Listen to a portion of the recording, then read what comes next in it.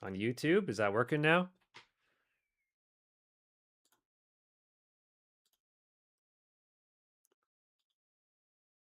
How do I pin a comment?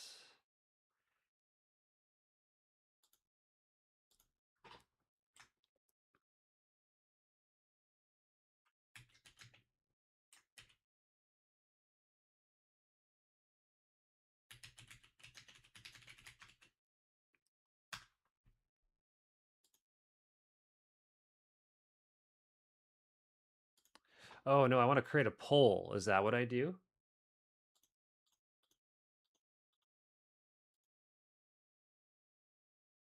Yes. Oh, no, I want to create a poll. Is that what I do? Start a poll.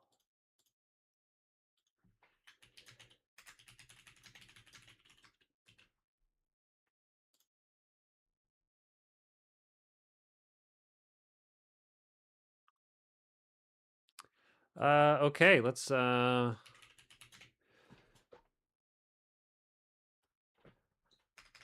see if Social Stream Ninja select live source.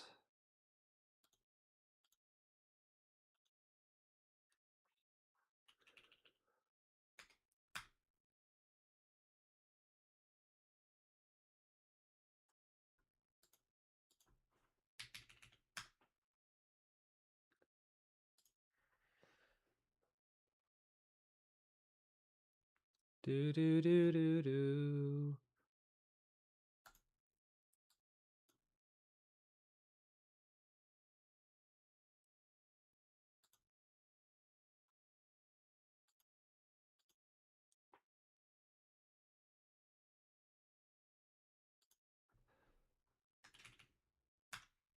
Did that work? Okay. Did I just have to like open it and close it again?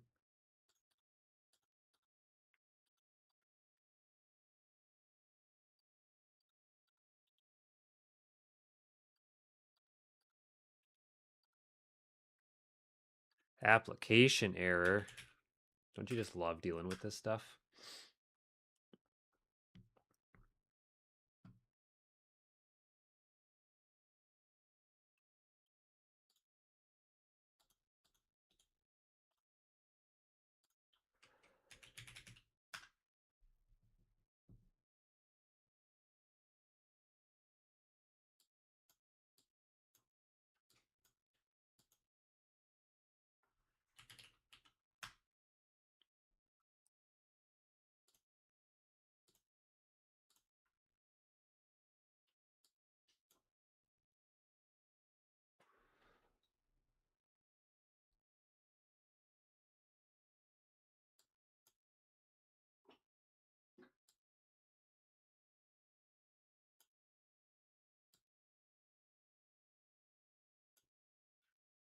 Oh, I'm pretty sure I can close that and then just open this window, right? Yes.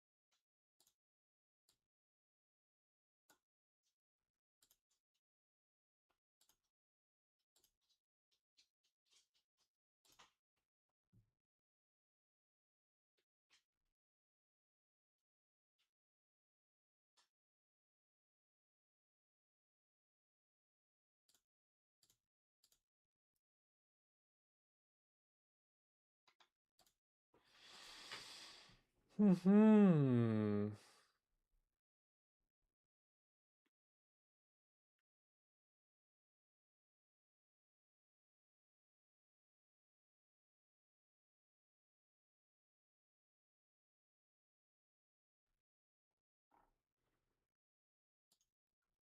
Oh, Derek, I'm so down.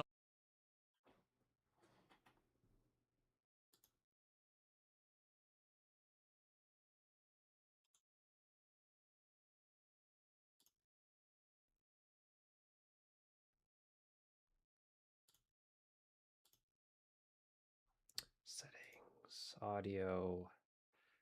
How do you monitor this now? It's shit. It's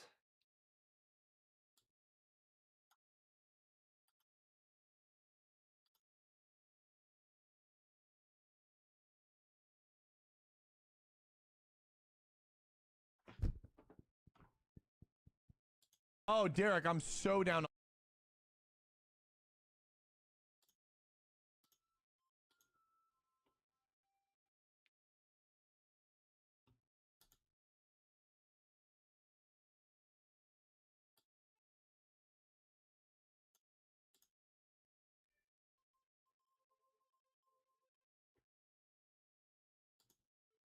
so desktop audio is definitely the wavelength system. The monitoring device is going to be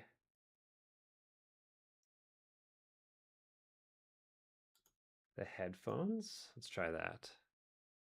Oh, Derek, I'm so down.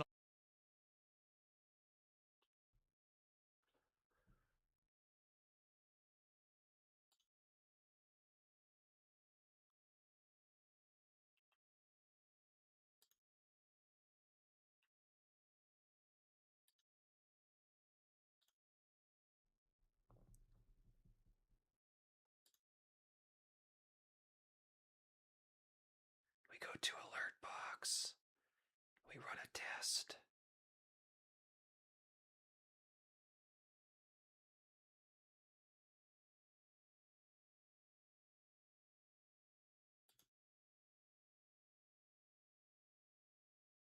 Oh, Derek, I'm so down.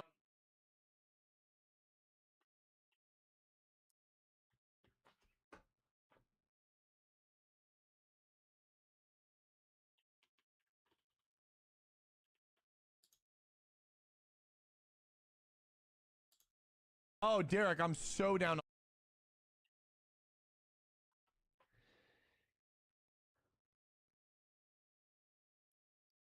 Okay, OBS, let's figure you out. Streamlabs, control audio via OBS. Refresh cache of current page. Oh, Derek, I'm so down.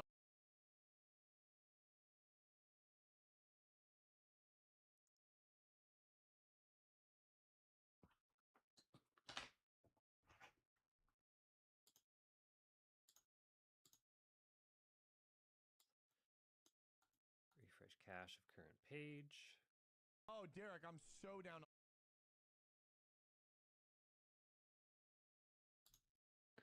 Okay, so that's interesting. The alert still works. It's just I can't hear it for some reason.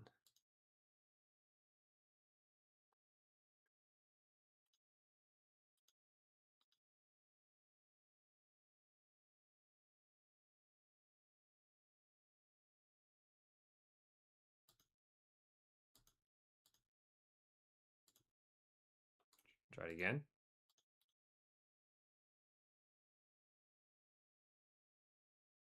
Weird.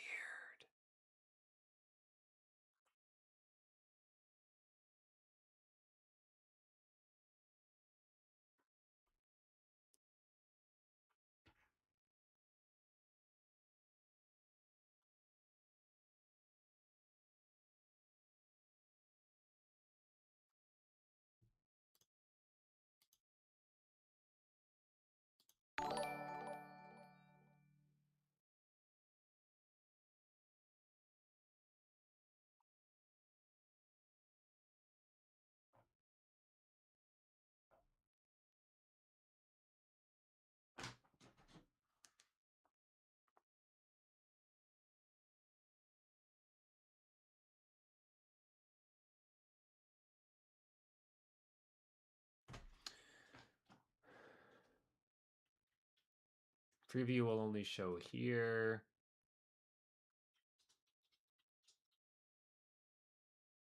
Because then that still plays through a browser. Okay, that makes sense.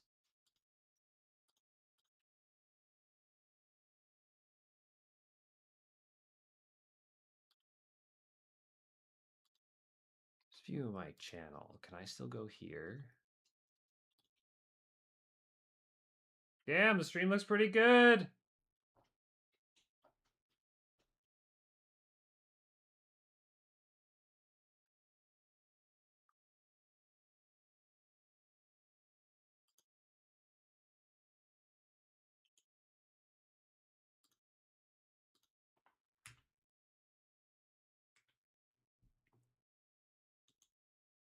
Properties. No, not a local file.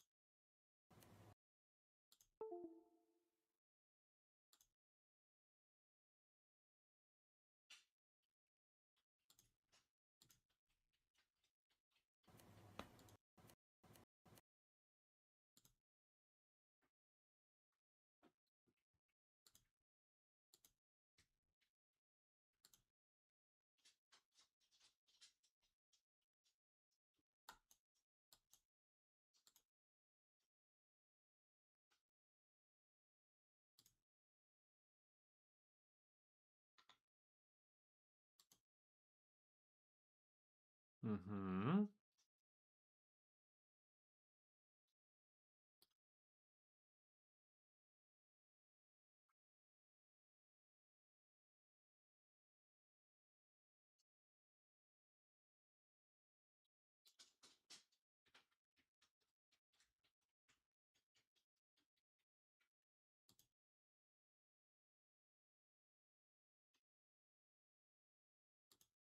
Lizard, lizard, lizard, lizard, lizard, lizard, lizard, lizard, lizard.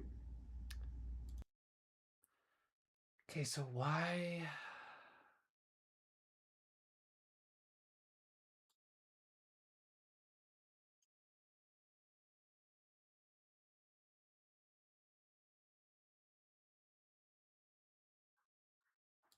Lizard, lizard, lizard, lizard, lizard, lizard, lizard, lizard, lizard.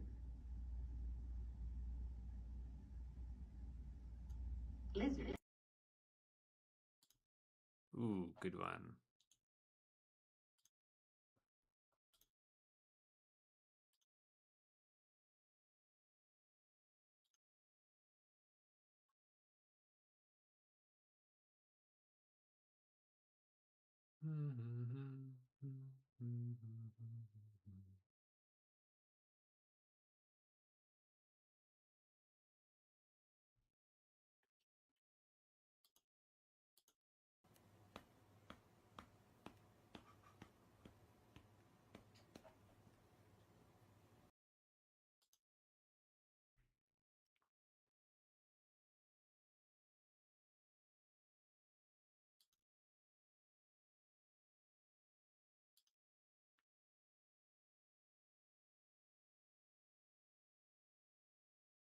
Hey, what's up, Jesse? Cheers, man. Happy Friday. I've been doing good. I'm doing good. Man, the red in the markets today are insane, bro. Hope you're having a good day. The weather's out there is crazy. It's so nice. Oh, you're sick? That's too bad. I was wife was feeling kind of sick last weekend. I had horrible sinus headache. Like, was it Friday, Wednesday, Thursday? Feel a little better today, but take care of yourself. You're working yourself to death, man. You gotta take it easy. Or I guess you were telling me you're working like 6, 7 days a week.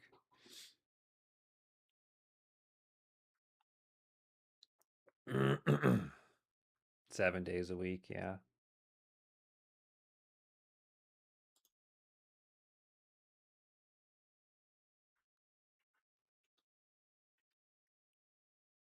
Okay, I can't hear those overlays. That's really weird.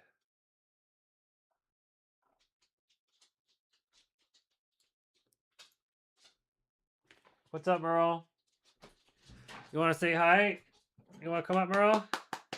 Come up. Up. Oh, good dog. Oh, good dog.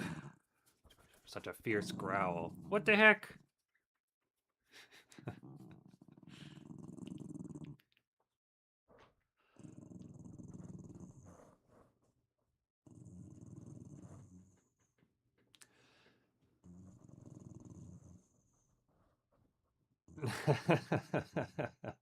Yeah, that's the challenge of keeping multiple people happy.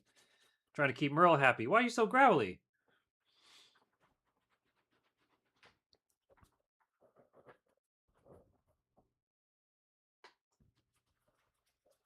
I got bosses to keep happy too, Merle, hey? Hey, you hear anything about the Crimson Desert game that came out today? I hear there's some mixed opinions about it. It looks cool. Is it actually fun? I don't know. I don't know.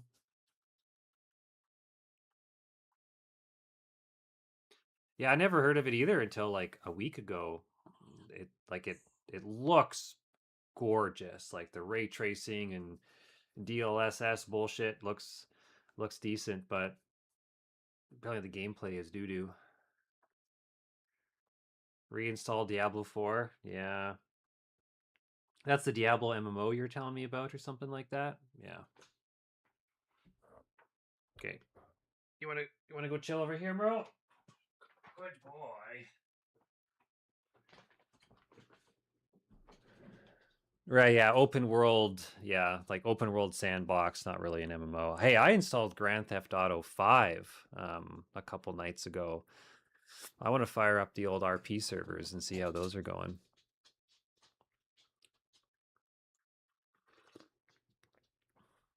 What? I'm gonna roll over you with my chair if you don't move. Bro, out of the way. Out. Your social awareness is non-existent.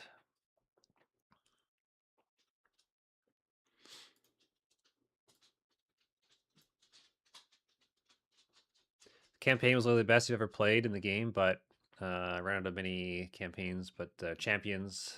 But some guys who I know only left campaigns of games, so it's definitely up there at the top. Yeah, I gotta find something to play. That's for sure. One day I'll find something that grips me back in. I'm like kind of jealous that you like Apex so much. I want a game that I can love, like the way that your eyes look at Apex. I wanna look at a game like that.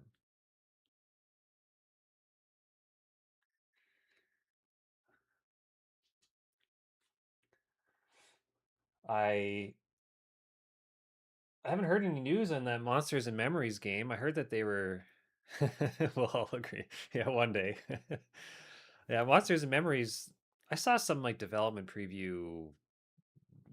Yeah, 2 or 3 months. Yeah, I hope it's good. I'm not judging it on the graphics. If the gameplay is cool, like I'm all in for sure. I signed up to some sort of early access. I remember entering my email address somewhere. I don't know if it was Steam or their website or something. I never heard back, but I I am not one to be playing early access games. They all shut down after I get my hands on them and start sharing my opinions. Yeah. Yeah, it's even I even sometimes have like small indie game developers, they'll want to, get my opinion on a game in early access and I don't know, man.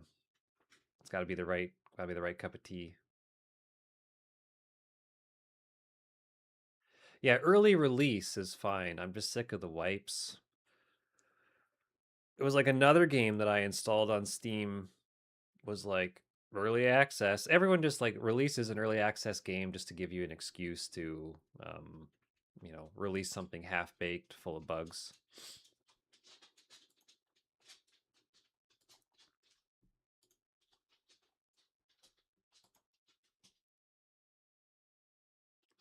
Definitely, definitely need a new MMO because I think even the Riot League of Legends MMO, I mean, it's been started up and canceled more times than I can remember.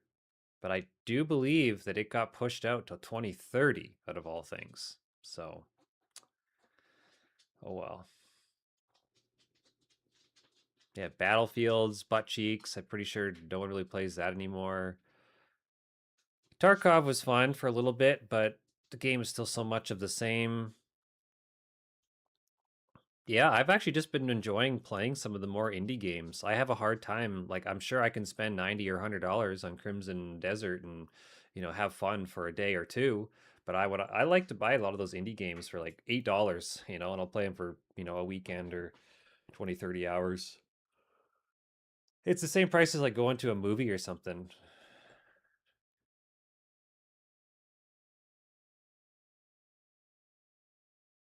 to feed your compete. Yeah. Yeah, we've talked about this before. That's how I feel about League of Legends. It's like I don't even. It's not fun. It's just fun to win. When you want to stomp on some people or try to shit on someone, you fire up League. Yeah, it's not fun. It's actually depressing. I'm not sure if you saw um the. You look cozy as fuck right now. This is me like every day, but thanks. There was the Lex Friedman podcast with one of the founders of Blizzard or one of the creators of Don't Sell Your House, Bro. Your forever home is right where you are. We do like our home. We just got an issue with neighbors. I'm telling you though, if we're stuck here another year, or I should say like another like the end of the calendar year, come fall, if we're still here, this wall is coming out. Like my room, I can almost touch wall to wall. Like I've told you before, it's like 7.5 feet wide. I can almost touch my window on this side, and there we go. And I can touch my wall here. So this wall's coming out, and then my room will be 10 by like 15.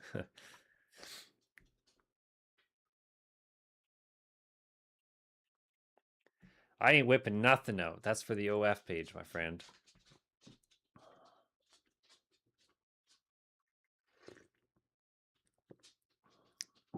It's mostly the noise, right? We got a lot of noisy neighbors, lots of young kids, lots of parties. Yeah.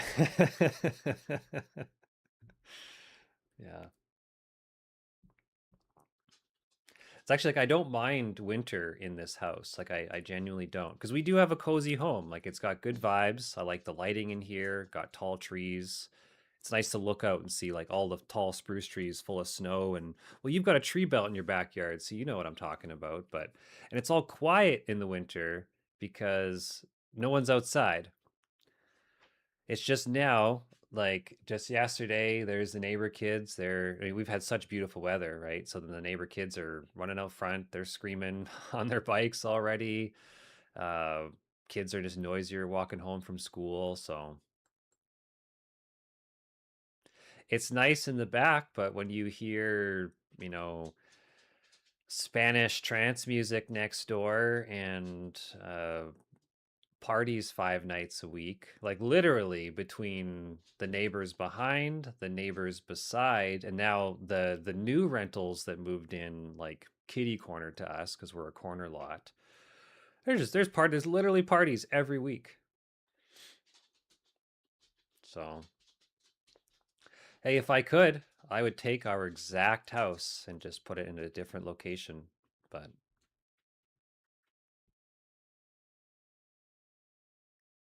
yeah, but hey, we never did have a fire last year. We've talked about it like for the past 3 years, eh? The noise, the noise from the parties. I don't care about people like having parties and get-togethers. That's fine. But everyone works hard. Everyone wants to enjoy themselves, a different way. And when you're done work and you've only got a couple hours in the evening to chill and do things yourself, you don't really want to hear, other people, making your quiet time. But I understand. I get it. I get it. Some people love that. Hasn't been used. Your backyard hasn't been used for 3 or 4 years.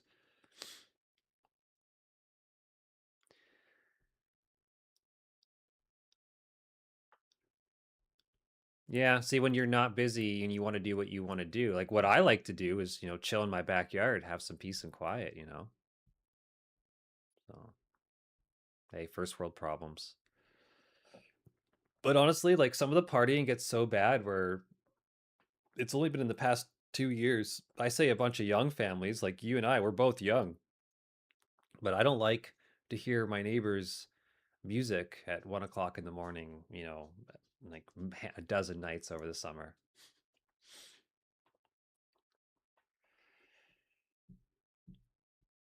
My brain needs space. Oh, I have. The cops, they got bigger fish to fry. They really do.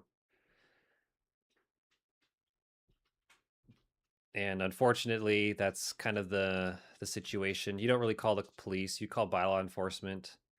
And then, they never tell you if they issue tickets. Like I've seen them stop by before, but it's hard to,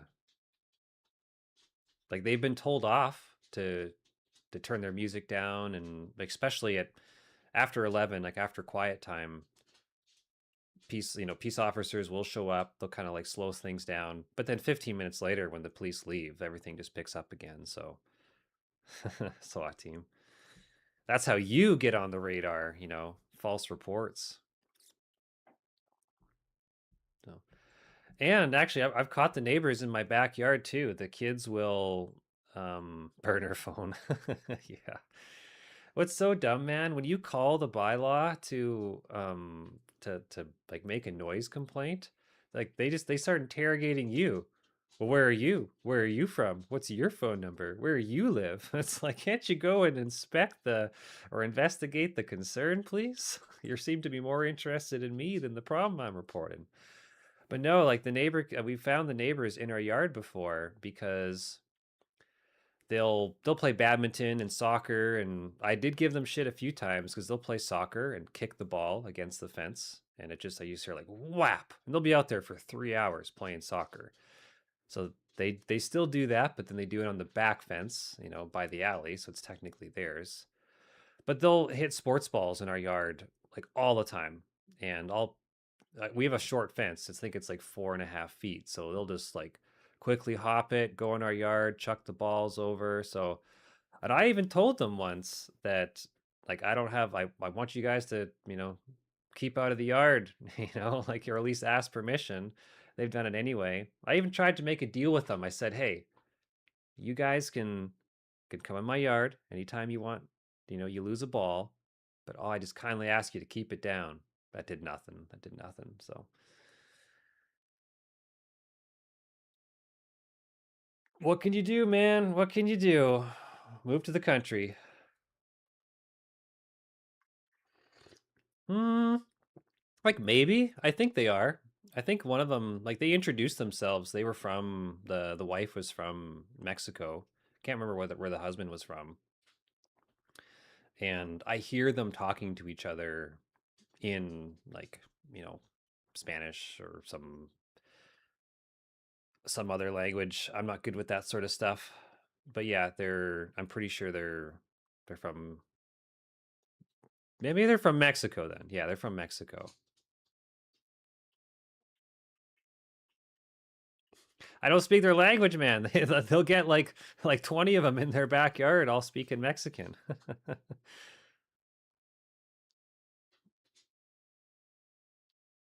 Nah. Not gonna work, man. Not gonna work.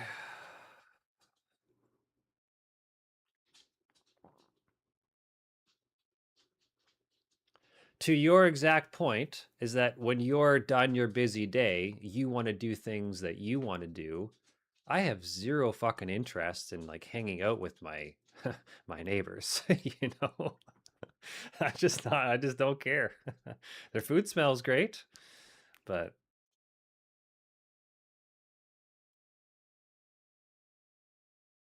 you turn up at one of their parties, yeah, that'll be the day.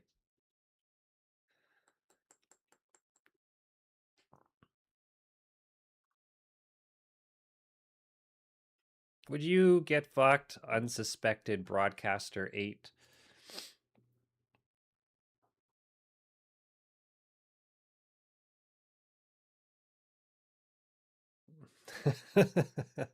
I think her name is Maria too. I do believe her name is Maria. uh, Maria and Vladimir, I believe, are their names.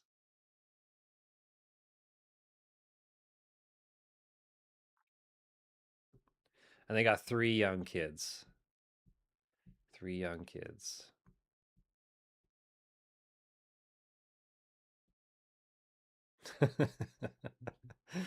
Maria.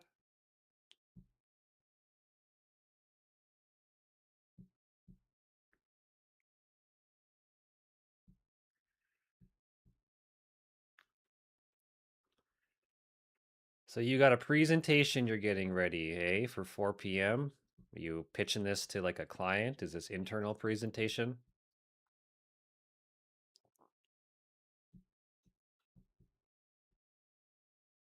It's already ready.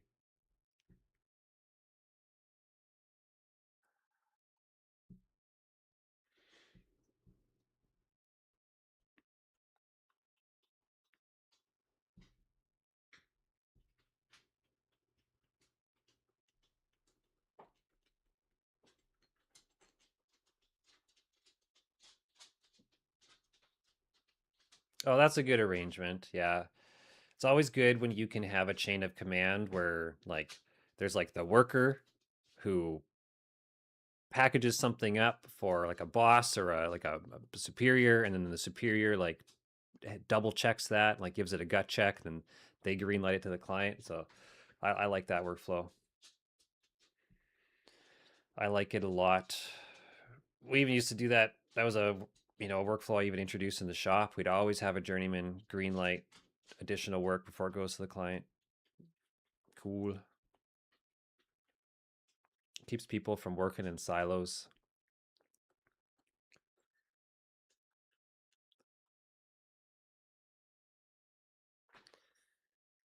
This is my one of a few silver coins. I have a silver. This is actually a East India Trading Company old pirate coin.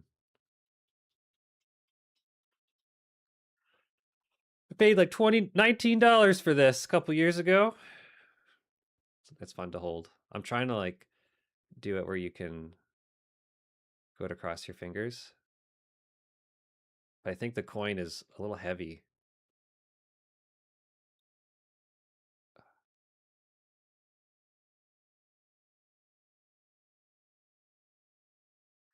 Yeah, then the boss takes it to the client. Makes sense.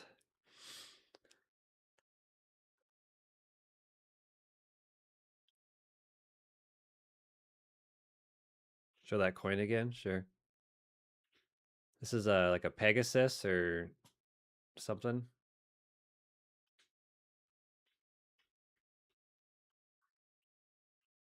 Yeah, she's silver. Pure silver.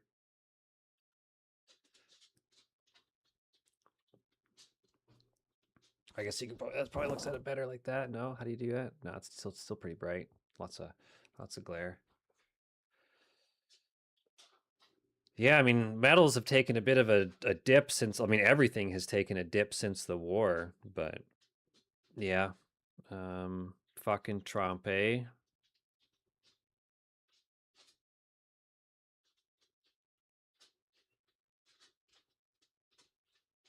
No, I like solid assets. It's something cool that you can hold. Like I honestly don't have that much silver at all, but just need the I just need the global conflicts to go over, man. Like the markets dropped like 12% in the past like through 2 or 3 weeks. We had a big dip in the beginning of February due to like some the whatever the new tariff scare, and then yeah, everything going on in Iran and stuff. And I think the reason why the price of silver and gold are dropping is, you know, from from an economic standpoint, this is what people are saying is that because there's now a supply crunch on oil, people like rich people go and they rotate their money, right? So they've now, because oil is going to have a run until the conflict's over, they've now rotated their money out of like the big markets into, you know, oil, like crude and oil futures. So that makes sense on paper. You know, you can't really always figure this out, but I think that's what people are saying. That's why gold has taken a bit of a dip. Like when oil dips, people are just going to rotate it back into currencies in the market. Like once that the Hermos pass or the path or whatever the hummus pass.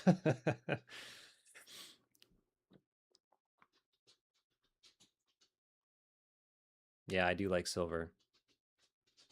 Yeah, only regret was not buying more of it.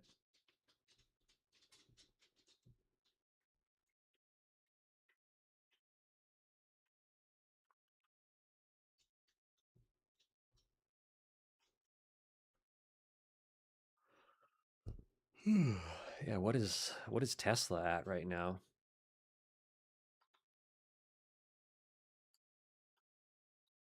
Yeah, even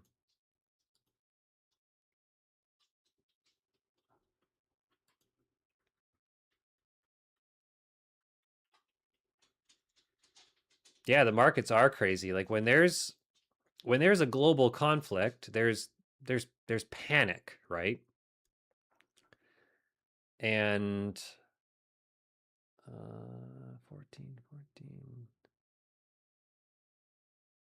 And especially when you see commodities like silver and gold and oil have such huge swings, imagine what that does to the trading card and collectible markets, right?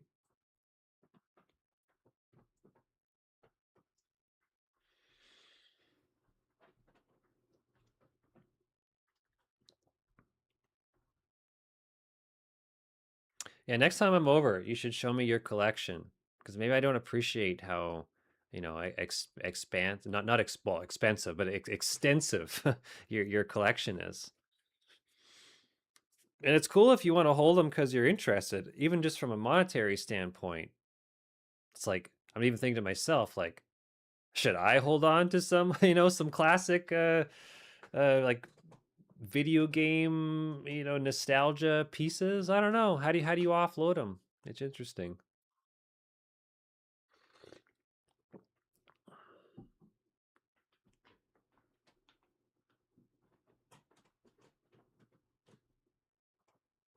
That's still way more than me. That's cool. I feel like I want to have like I want to put something in my shelf. I want to have like one acrylic case with like a I don't know, a cool gold or some sort of like flashy card. I want to have one of something. That's what I want.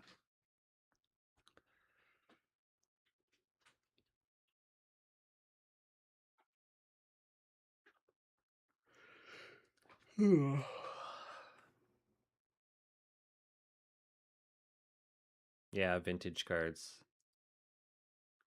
Basically everything vintage is coming back. All markets go through cycles, right? Typically when tech gets to be a bit of a like a saturation point where nothing like new comes out, people go to like the old stuff again.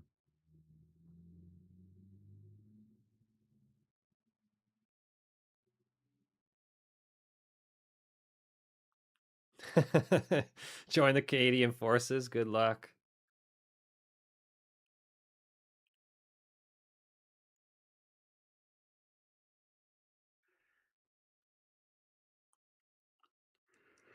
I have a patriot in the sense of, you can fight for your home and fight for your family, of course, but I could not imagine getting involved in a conflict over oil in, in another country. Don't have that. It might change, in the future, but for me, I gotta stick to my lane.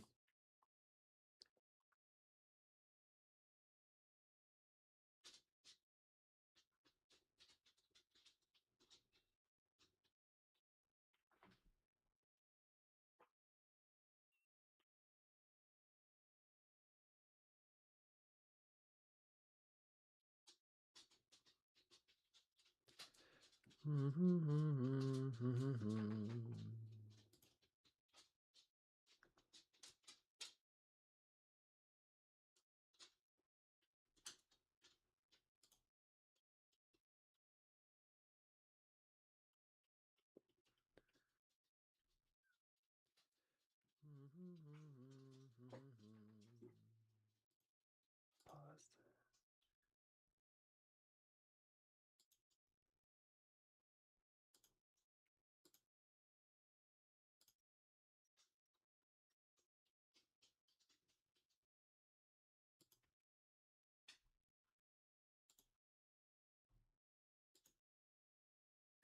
Do you have a guess on how long this conflict's going to go on?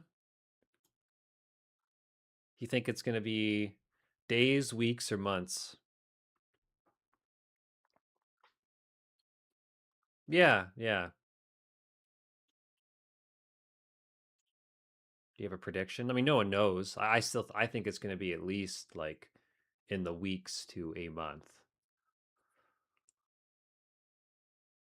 No one like really knows these things. I just hope this doesn't drag out for like 2 or 3 years. Like we already had a big, you know, like sure, I'm talking about the stock market, but we've had like an economic slump over, we already had one over 2022 to 2024. We just kind of got out of it. I see. Yeah, I just pick up little news updates here and there from Asmongold and see what he says.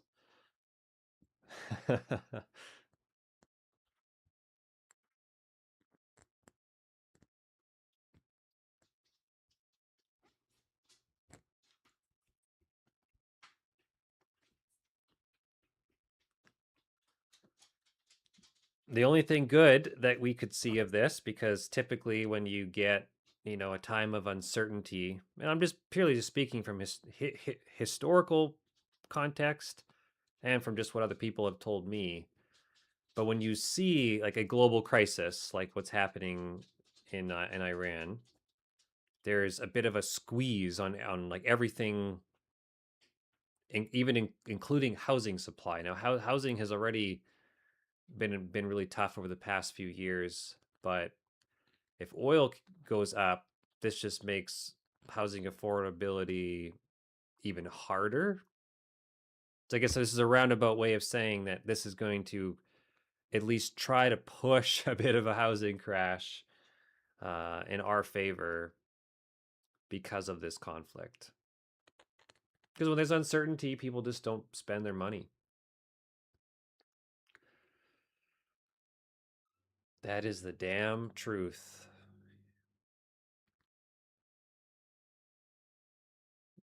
Hey, if it'll make house prices come down, I'm happy.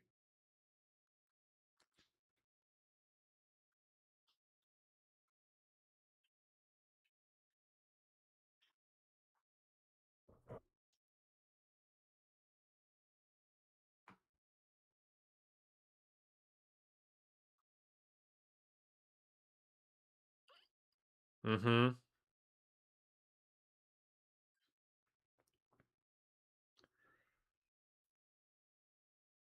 Yeah.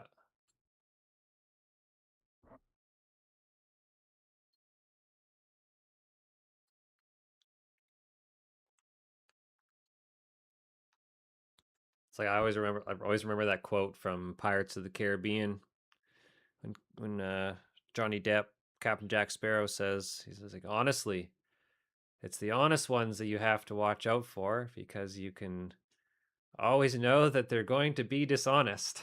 So you look at a professional, honest person. And the one thing that you can count on is that they're going to be dishonest. I love that line.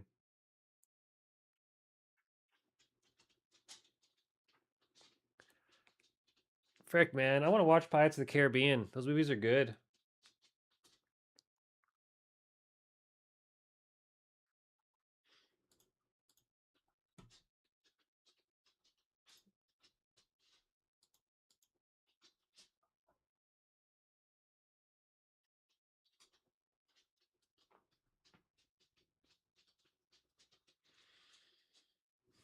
Hmm.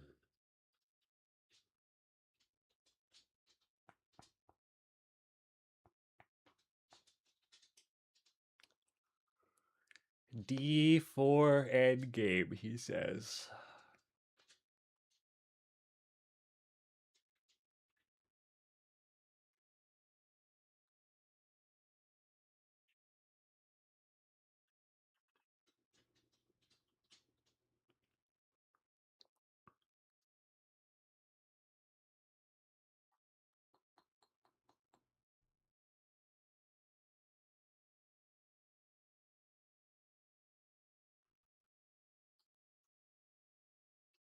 Do do do.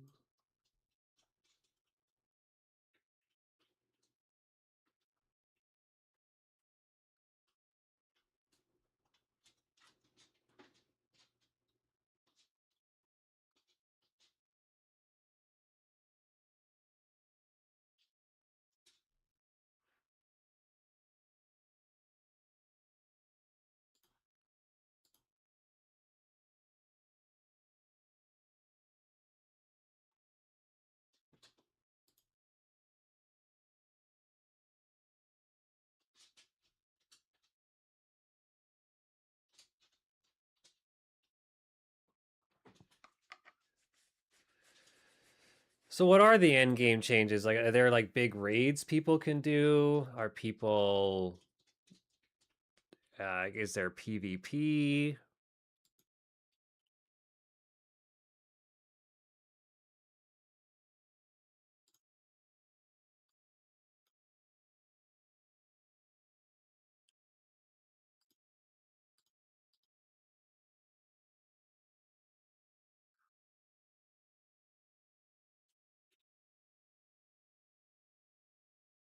Oh, you're installing now. Shit.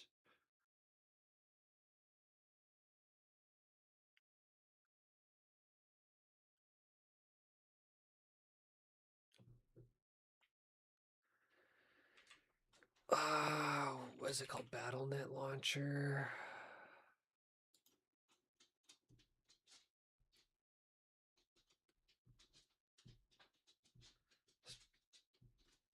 I'm just loading up BattleNet here. I'm wondering if I bought D4. What? Are you just lingering? I can't. You're just begging for stuff. Go away.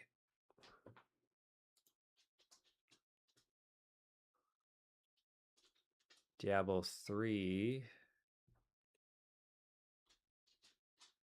No, I guess it was Diablo 3 that I had. Bro, get out of here. Quit begging. Go. Get.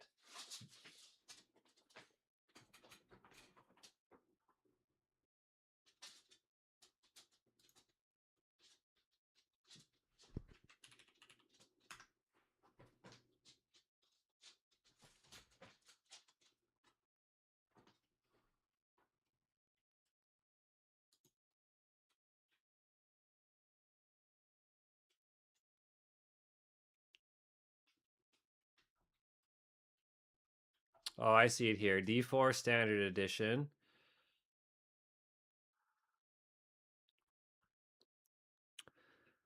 To be this here. Yeah.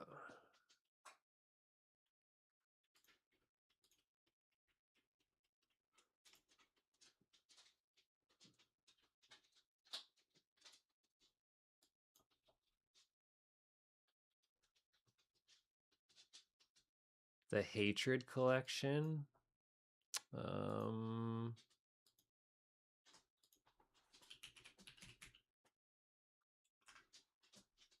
Merle, get out of here. Get underneath the desk.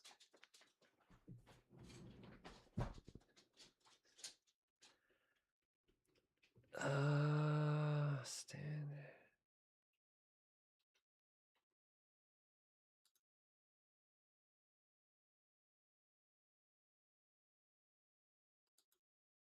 So what is the expansion called? Is this it?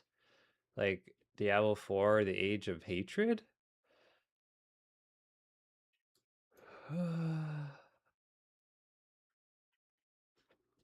Lord of Hatred. This says Age of Hatred. Oh, here we go. Okay. Jeez, man. So you got to spend $50 on the base game.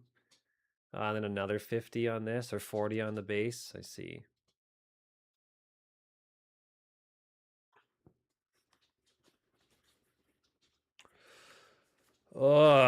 Well, if you buy it, you should share your screen and play, and I'll watch you, and I'll see if it's cool. It's the fixed camera's perspective that gets me.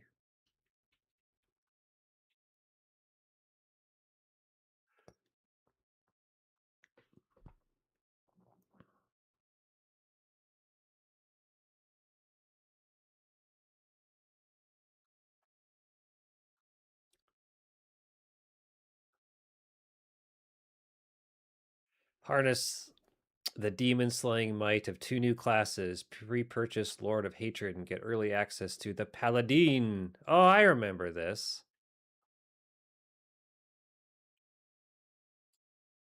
Like it's not.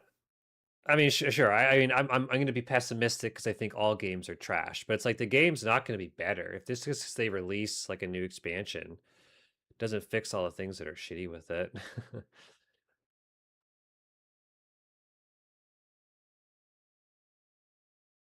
Oh, I see. I see your logic. I'm just tired of paying hundreds of dollars for games that are meh. I swear, like one of the worst purchases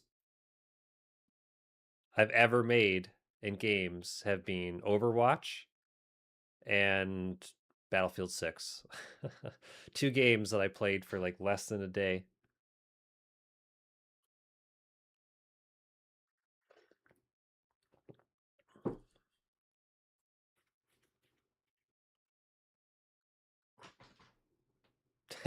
Yeah.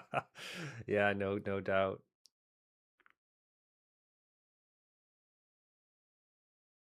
Well, I don't know I mean, sometimes I'll buy games just for the sake of like buying games because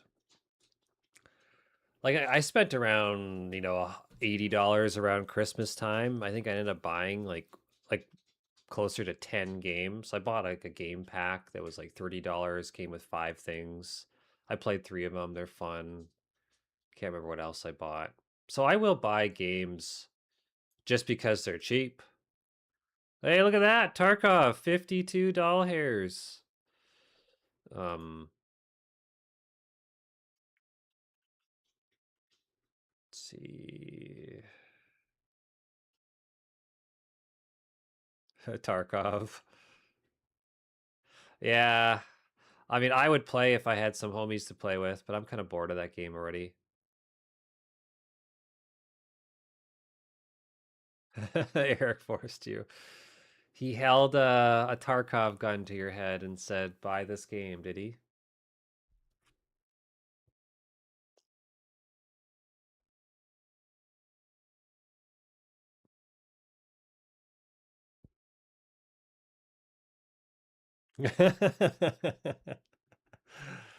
uh,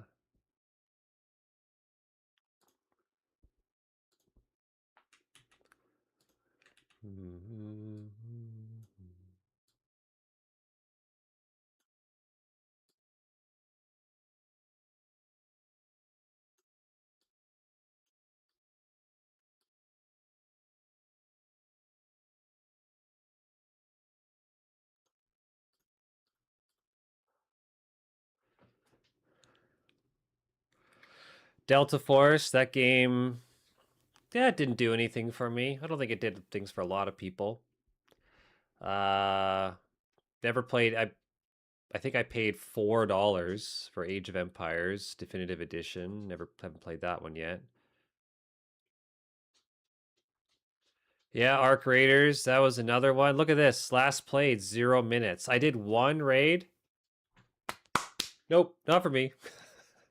That's like I wish that you could just try games again. Oh, sorry, it says 70 minutes. Last played 2 weeks, 0 minutes. Yeah. Because it's a multiplayer game, man. Like all games are fun when you can play them with some people you know. The problem is that every smart, every single person I know only wants to play their game. I was like, fine, all right, I get it, whatever.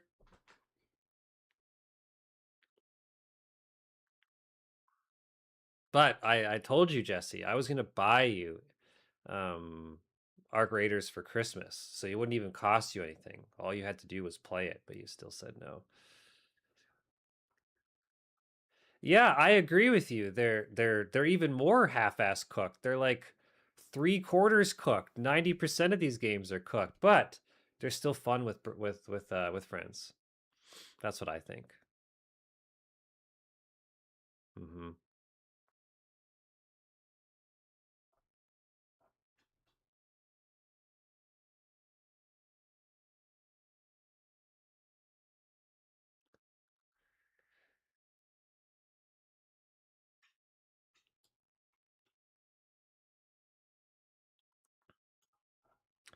Yeah, I know I won't convince you.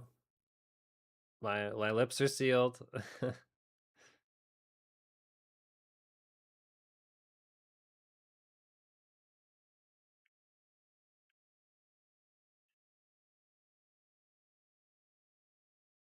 Yeah, I get it. I get it. It's not your cup of tea. I mean, hardcore games aren't for everyone. That is actually like why I really liked Tarkov was the hardcore aspect of it. The risk reward, right? So, I remember you saying that you didn't like it because it was third person, to which I actually fully agree with you. I don't like the third person aspect of it. It's not for me. I don't like how you can cheat around corners and look over ledges, and it just feels like so much of your movement is just panning cameras versus just, like flicking over or around a corner. Yeah, third person. No bueno. There was some first person Arc Raiders mods though that were actually like pretty damn good.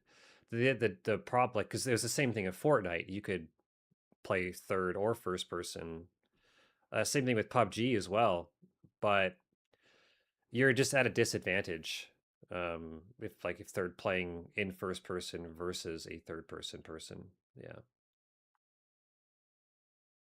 huge. Yeah, I mean you might have better reflexes and like aim composition in first person, but yeah, your map tactics they're just not there.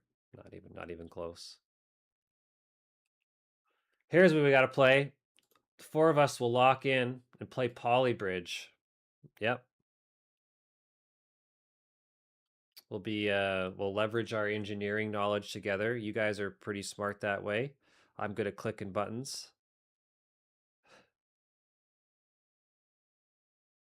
Yeah, RV there yet?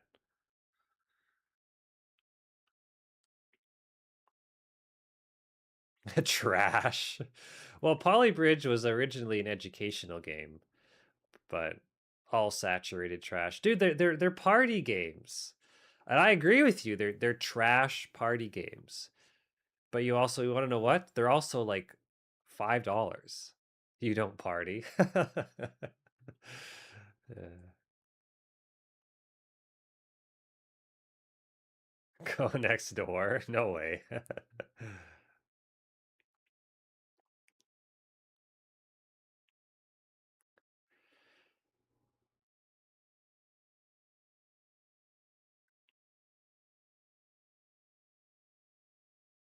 Hey, maybe they have to cook for me to make up for how noisy they are.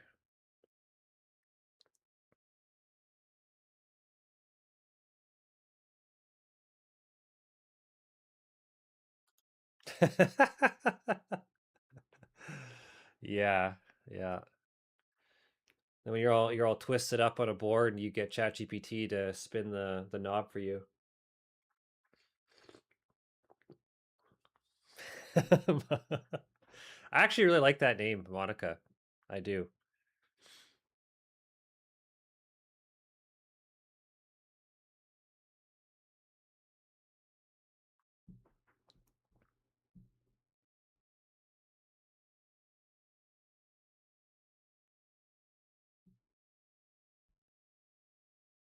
That was one of the last times in the year they had a big party, and it was closer to midnight. They were making a bunch of noise, and they they had a big stereo outside.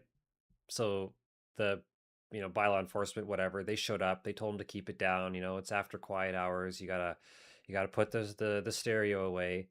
So rather than having the stereo on the deck, they just like opened up their patio door, put the stereo in their house, so it's like blasting outside. So now that's what they do to avoid like the noise bylaw. It's just so stupid.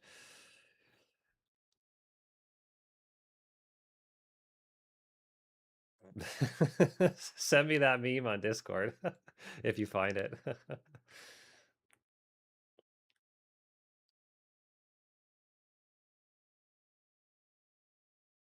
Yeah, no worries.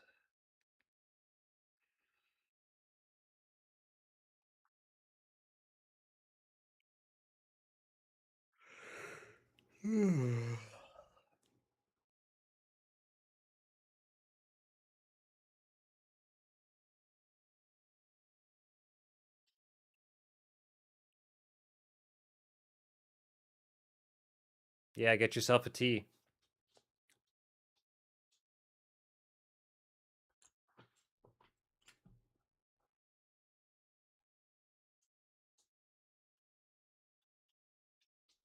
Do, do, do.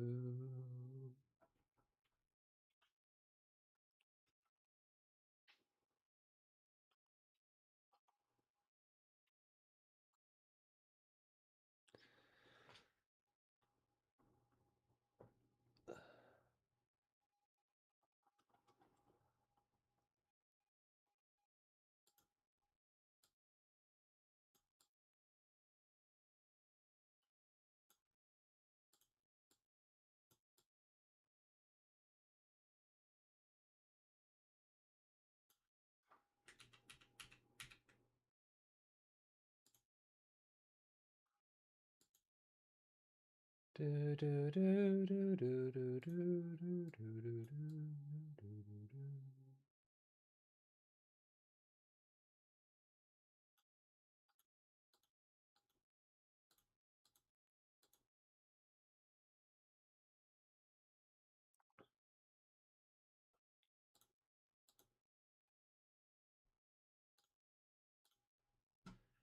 Just curious, will this work on Kick?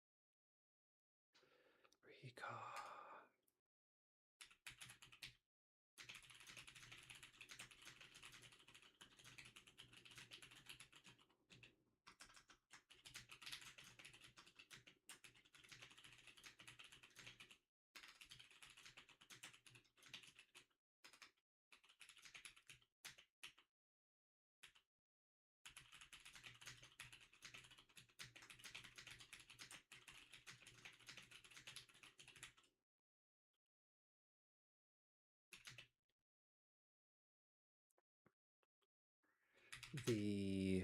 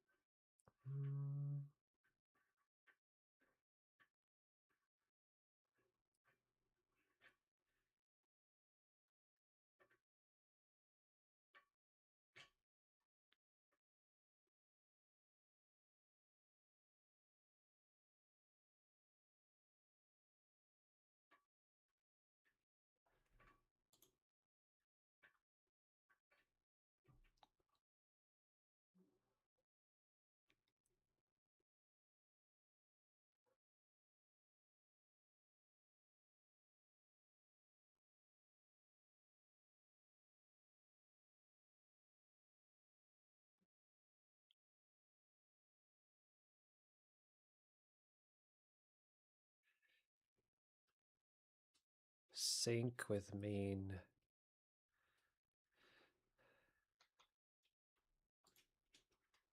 That's from 2020.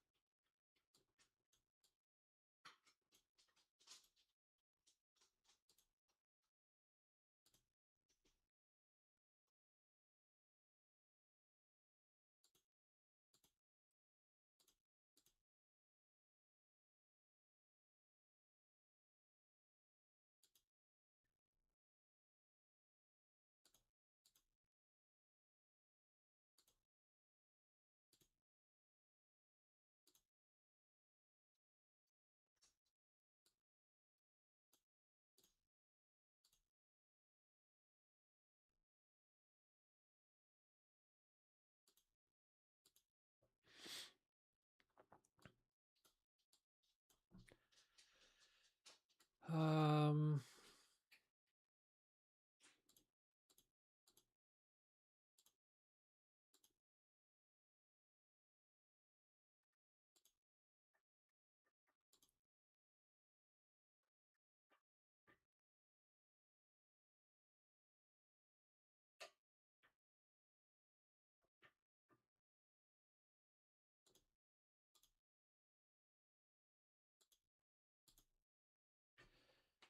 I go back to settings. Oh, look, another bot from Kick.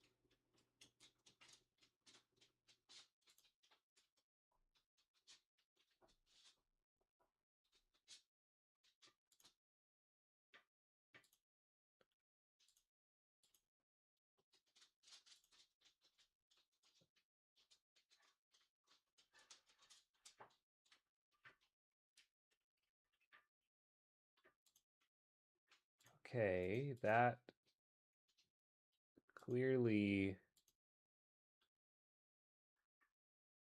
is also not working. Let's try this again.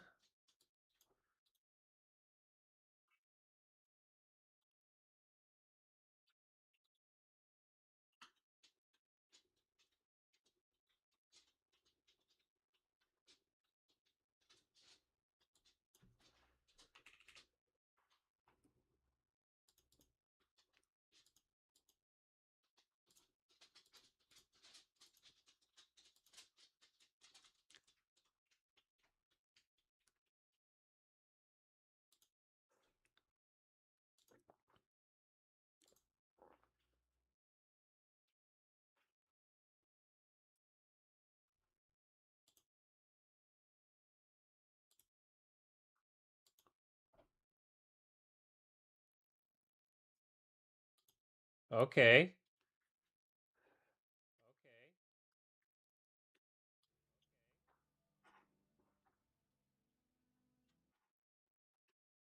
Yes. Yes.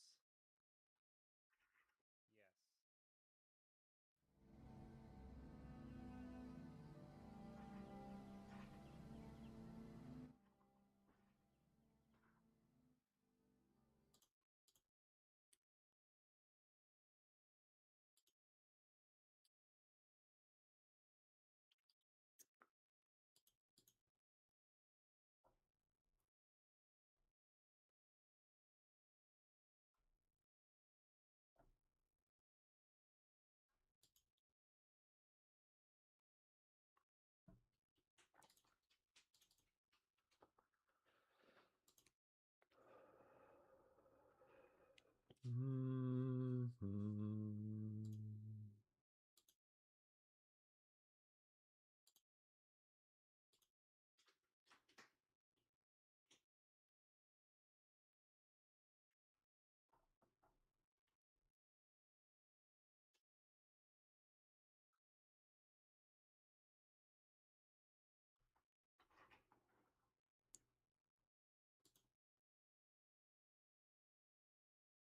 Okay. I can't hear that for some reason.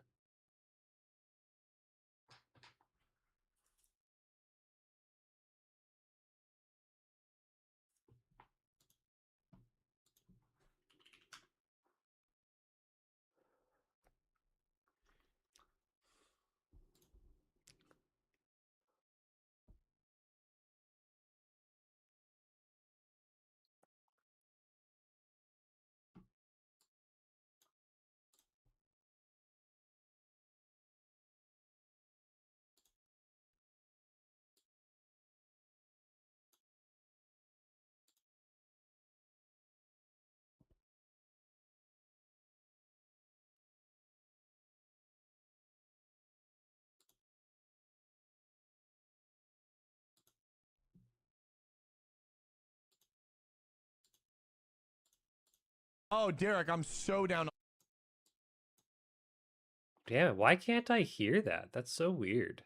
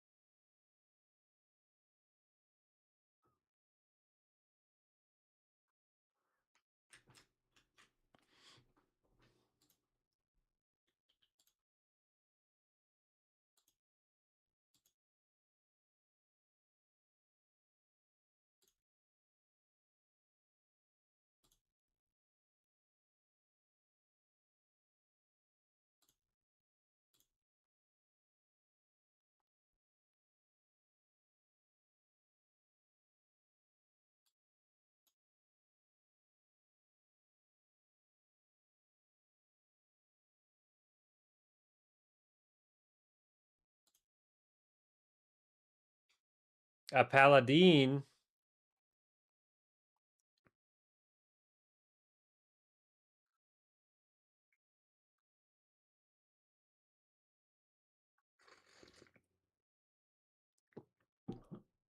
Paladins and druids in almost every game are goated, hey?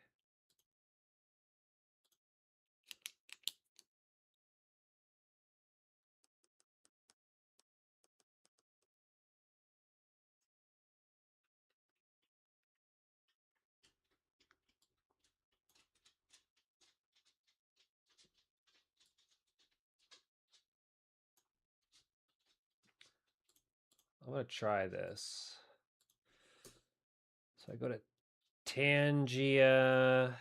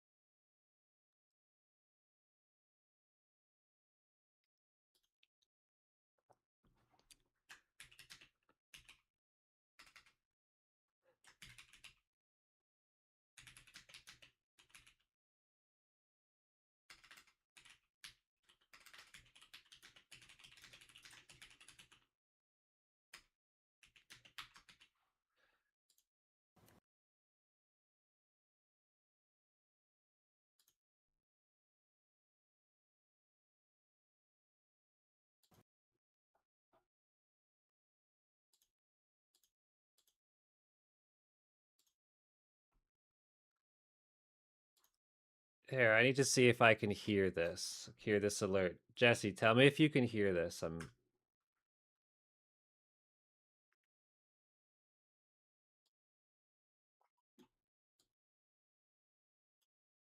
Is it coming?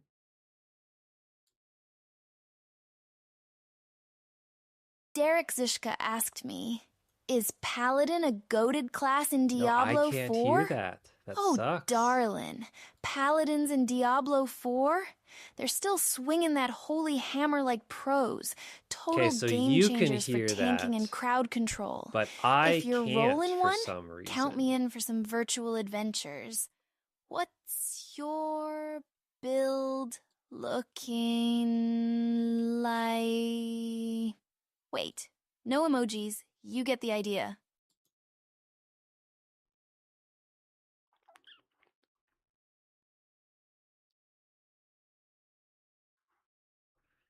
Starting my first quest, guys.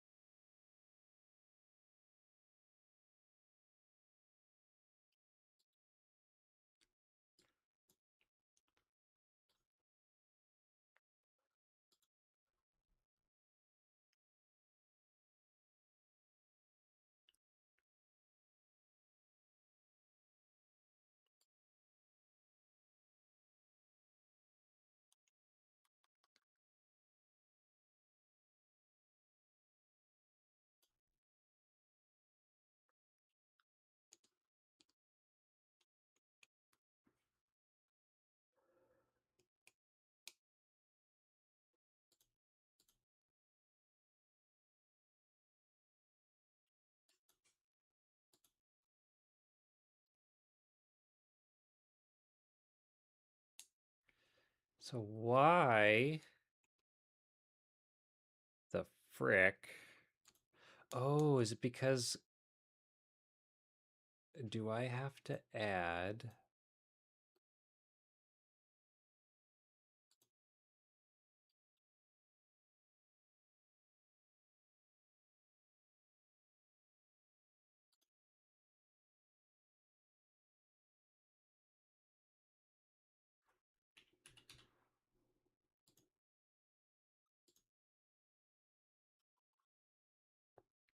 I gotta try one more thing here. Try this.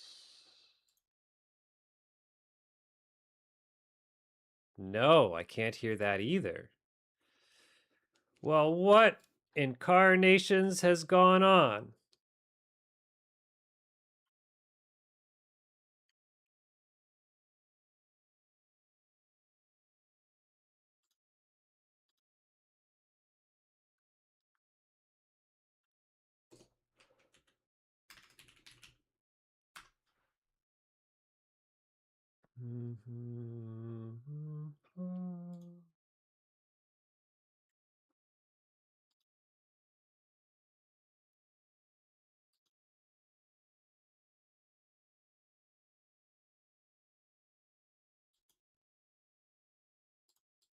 Nope.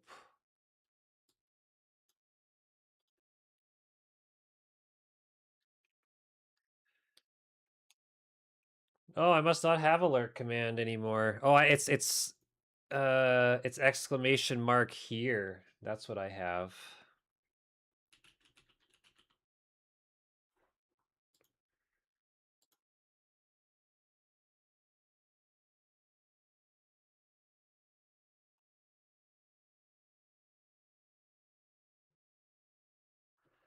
I think if I do that right, I go.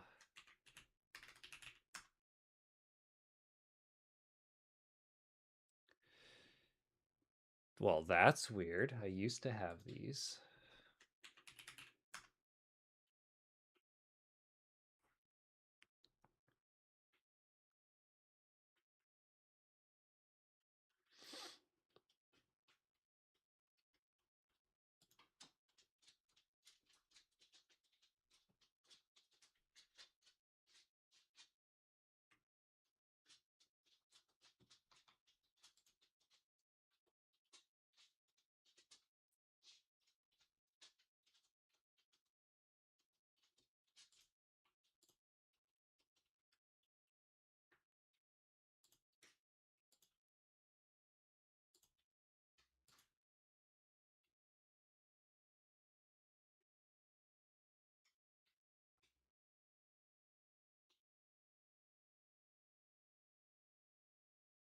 There we go. Now it should work. If you do.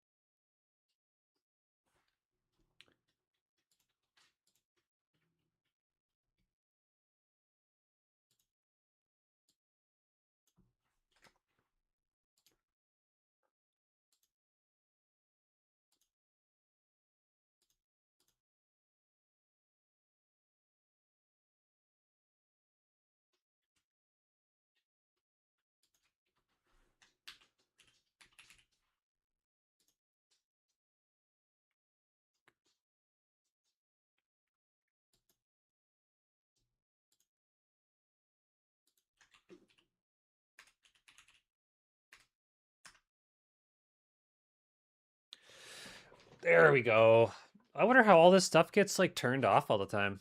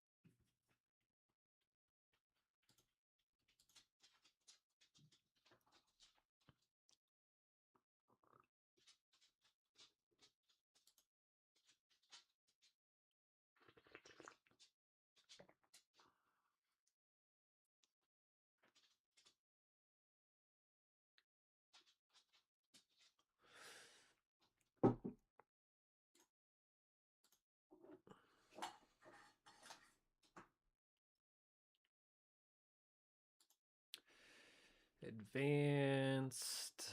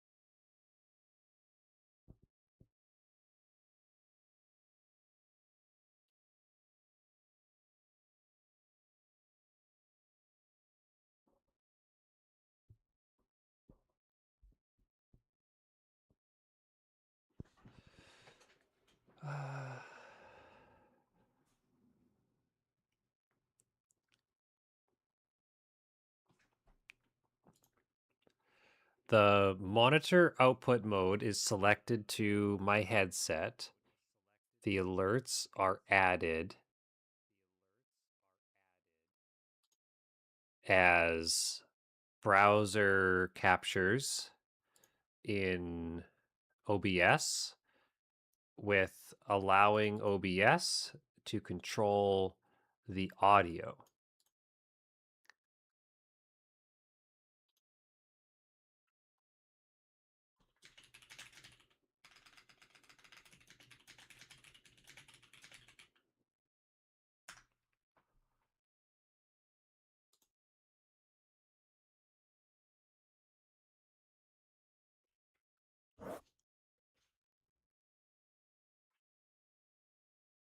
Since your headset already selected as the monitor device, isolate issues that the browser source audio is not being monitored cleanly throughout, even though it is still being sent.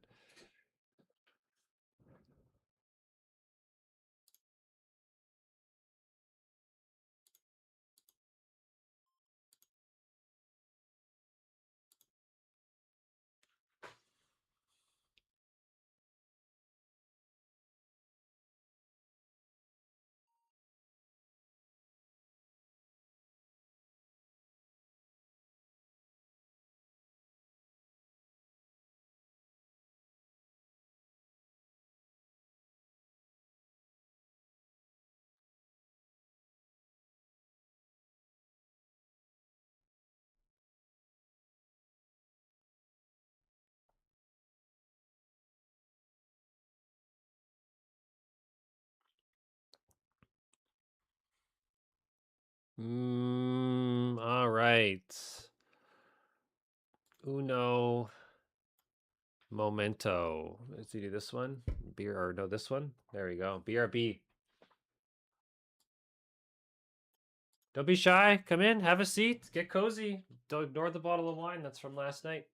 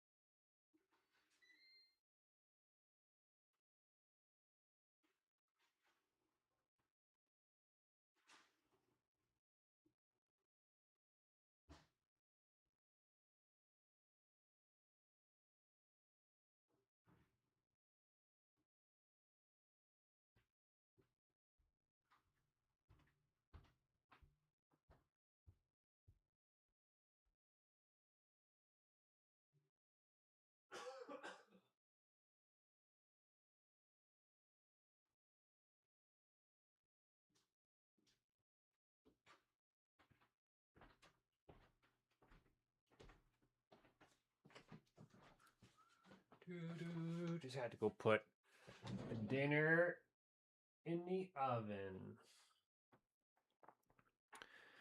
What's this? Nvidia is crashing.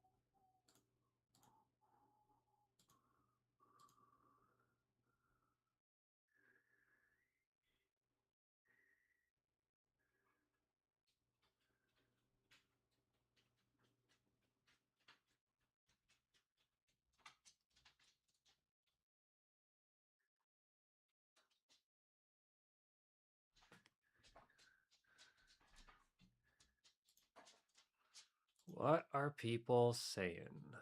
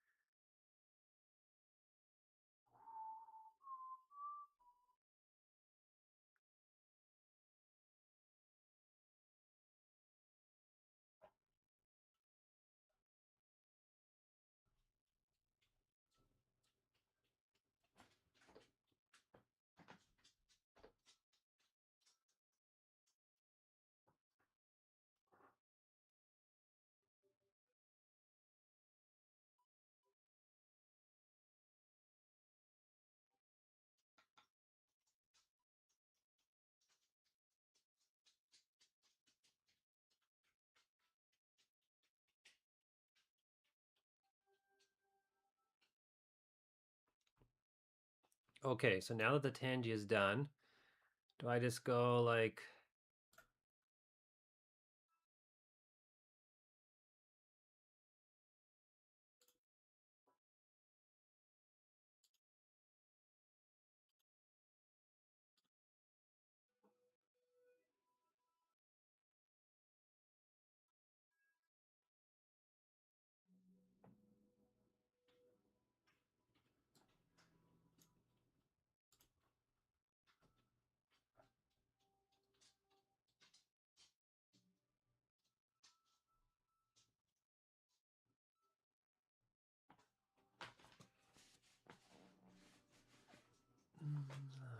as long as here?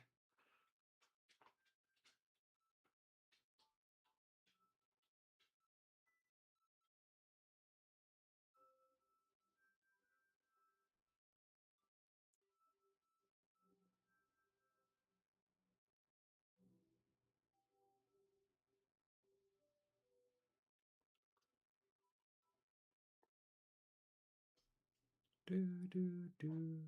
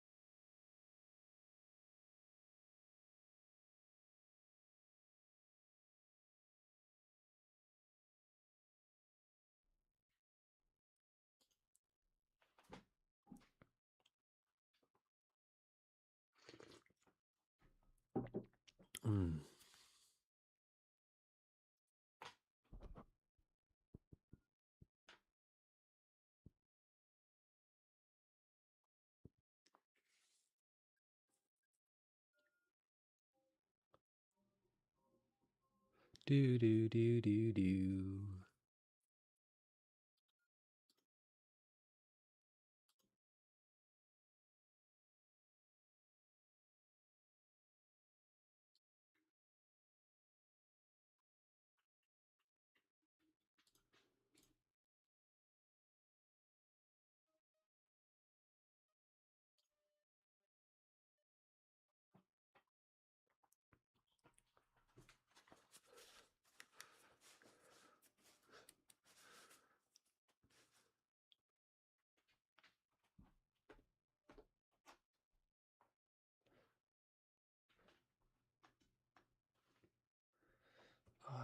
Let's see here.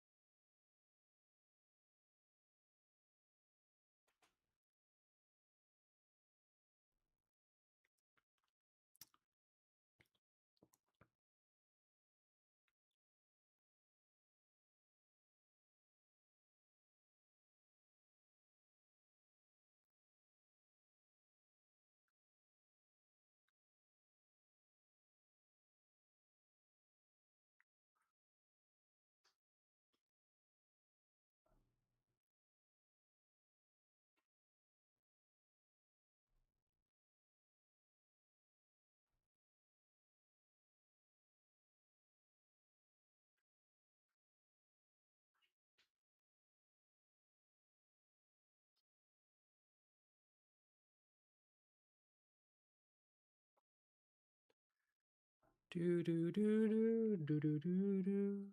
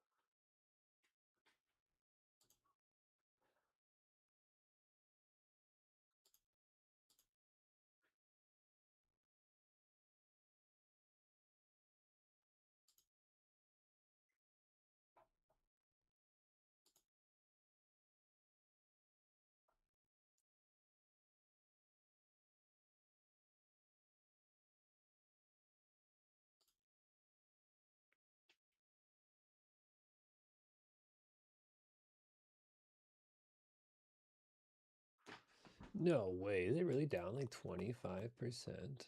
Shit, eh?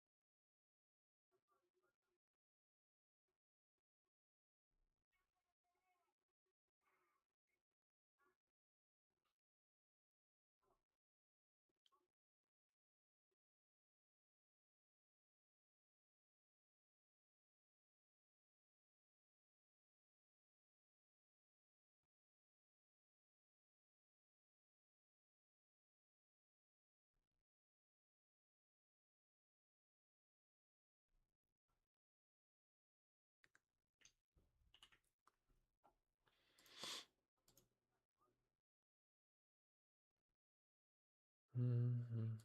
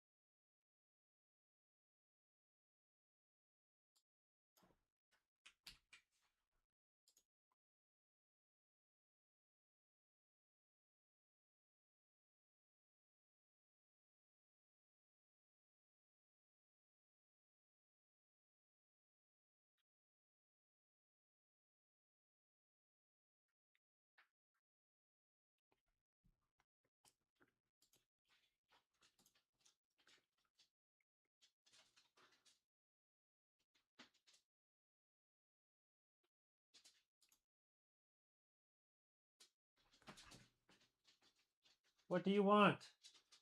You are just pacing all over the house. What is your problem?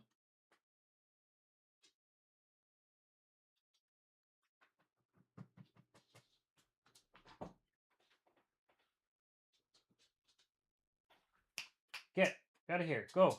Get.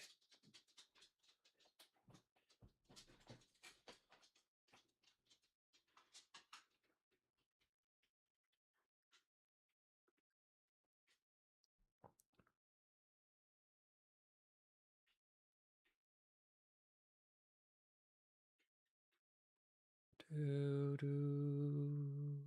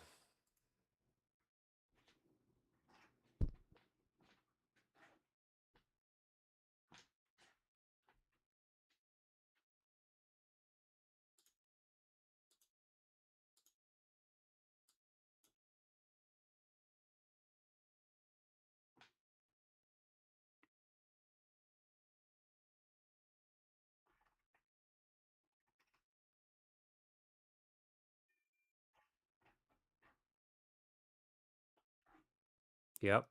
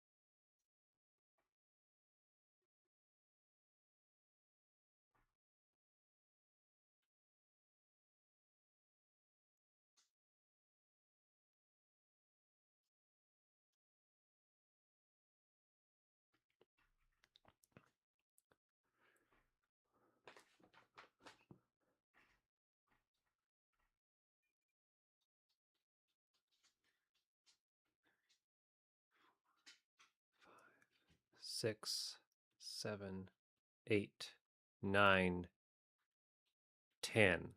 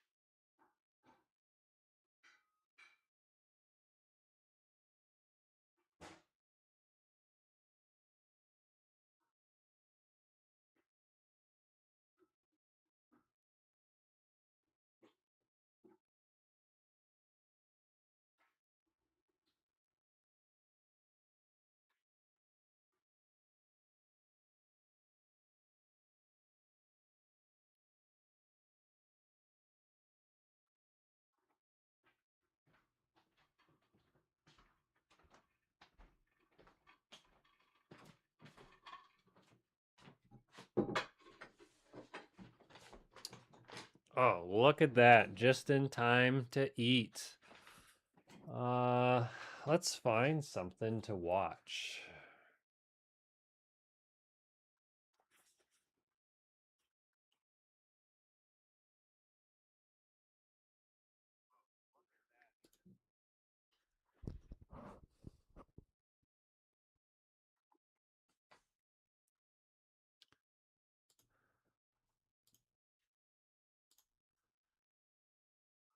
Pause.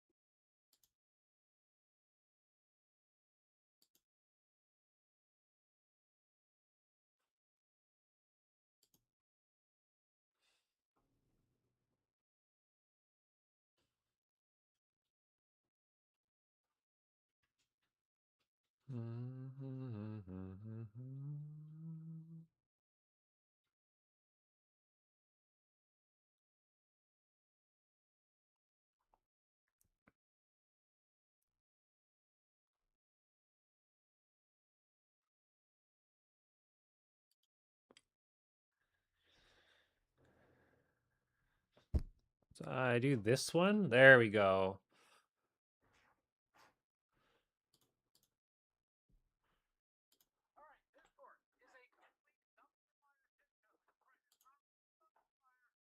It's a shit show. It's both of them. We worked with Wendell from Level 1 Techs to get some help setting up self-hosted alternatives to Discord. The players today are Matrix Protocol and the Element Solution, TeamSpeak, Rocket Chat, Zulip, Stoat. For a little bit of context here, Discord has recently just made a lot of bad decisions regarding how they want to treat the user's data, privacy, age verification, anonymity. Even actually a few weeks ago, I was banned from Discord for 2 weeks because I mentioned the word fight and link in the same sentence because it said I was, invoking violence and potential illegal activity. So Discord's spying on you. Just trying to ask for, a YouTube link to a fight recap. So I really want to see where Discord is going to go over the next few years, but then also Gamers Nexus, they always do a good job of breaking down kind of what's happening behind the scenes. So really curious to check out what this is. Really quick here. I just need to.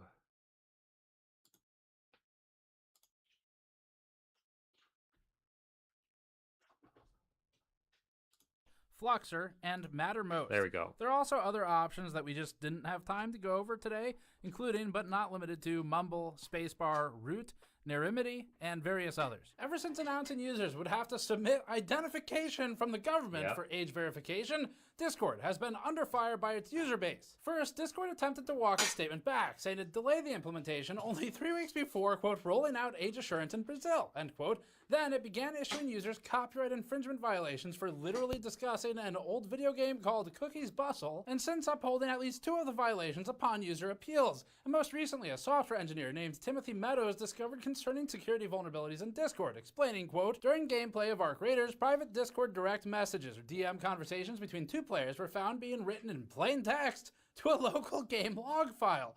Additionally, a full Discord bearer authentication token was found stored in the same log file. These findings represent serious privacy and security violations that affect all players using Discord integration with the game, end quote. Found via Tom's Hardware, one security researcher commented, quote, I dug into Arc Raiders Discord token leak issue. This might not be Arc Raiders or Embark's fault. Discord's new social SDK has a logging hook you can override, and as far as I can tell, Discord is failing to scrub log events of sensitive information, end quote. While Discord acknowledged the issue to media outlets, explaining that Embark Studios, quote, released a hotfix for the issue, end quote, and that Discord was, quote, updating the Discord social SDK with additional protections, end quote, it didn't disclose the vulnerability in its newsroom or on any of the 7 blog pages on its website that we could find.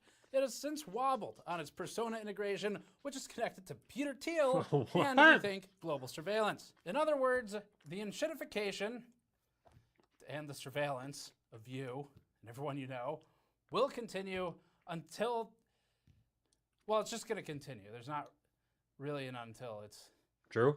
an until would imply that at some point it would stop, but it's not going to. So the enshittification will continue until. But there's good news. In the past month, not being afraid to kick a man when he's down, TeamSpeak came back, which survived the Ventrilo versus TeamSpeak battles of the early 2000s. It announced that it reached hosting capacity in several regions, including the US, forcing the company to Isn't open up new TeamSpeak servers just in voice, though? response to Like, increased no demand. chat servers? Stoat grew by 150,000 users in a little over a week, pushing the company over 1 million total registered users. So Stoat certainly saying, thanks, Discord. Thanks, Steve. The /r Stoat Chat subreddit's viewership increased by 728,000 views, or over 8,000% from the prior 30 days, as shared by one of the moderators. And the company stated in a Blue Sky post, quote, okay, that was officially too many people. We're currently scaling up. You can monitor our service status here. Fluxer, another one, their developer, posted on Blue Sky also, saying, quote, it looks like your enthusiasm for Fluxer has crashed the servers. I'm working hard to bring the service back online, end quote. And recent Google Trends data illustrates a noticeable spike in users searching for Discord alternatives. So there's some hope. This is actually good news. Like, out of all the stuff we've posted recently, you've been looking for something that's positive. This is it. And specifically the part that's positive is Discord got in bed with known global surveillance companies that have all kinds of gross government connections and connections to people like Peter Thiel, and now they are getting punished for it. And hopefully, I didn't the rise know some any these of new that. applications will bring with them maybe some more user ownership. There are a ton of chat applications, and we can't possibly cover all of them with the level of depth they require, just given the complexity in the count. So our main focus is on self-hosting for a few reasons. One of them is just taking ownership of your stuff in general right now is an important and good trend. That's what we should. There are a ton of chat applications. Okay, just want to make sure that was working. Should be doing at this point because the company has proven they can't be trusted. Secondly, it seems that every time one of these chat applications is on the rise, it just turns into shit. So whether that's because they are mandated to do something awful by some government somewhere, or because they got greedy, it just seems like that's the trajectory. And so, you know, I personally have lived through things like IRC, which technically is still around, and does not offend any IRC users. It's very important. But also things like AIM, Yahoo Messenger, MSN Messenger, Skype, Xfire. That was a cool one. But they're all dead, except for IRC. And so self-hosting will kind of take that possibility away if you have a fairly fixed friend group and you can take ownership of your own chat server. That also means, critically right now in our dystopian hellscape times we live in, that it limits the ability of prying eyes to peer in, whether that's governments, which seems to become increasingly common, as you see with Discord, or it's just companies, or it's just the companies have vulnerabilities, which can still happen self-hosted, of course, but there is some level of security by obscurity too. Anyway, not the best approach, but it does exist. Let's get into it. Before that, this video is brought to you by Arctic and their MX7 thermal paste. Arctic's new MX7 is a higher viscosity paste, with Arctic claiming that the increase in viscosity from filler content and the X texture pattern benefit improve its performance while reducing the risk of the pump out effect over time. MX7 is intended for longer endurance applications and to be left in use for extended service life. Arctic also now Does has thermal a paste really counterfeit make a paste checking difference? website Like, because, believe it or not, I usually just do the knockoff pea paste size from drop in the non-brand middle. sources is actually relatively common for the big brands to experience, so they have a site to check the validity of it. Get a tube of Arctic's MX7 thermal paste at the link in the description below. This is going to be really complicated, so to be fully transparent up front and set the right expectations, we've spent the last 3 weeks researching and using these applications, these programs, and looking at the alternatives as much as we could in that time.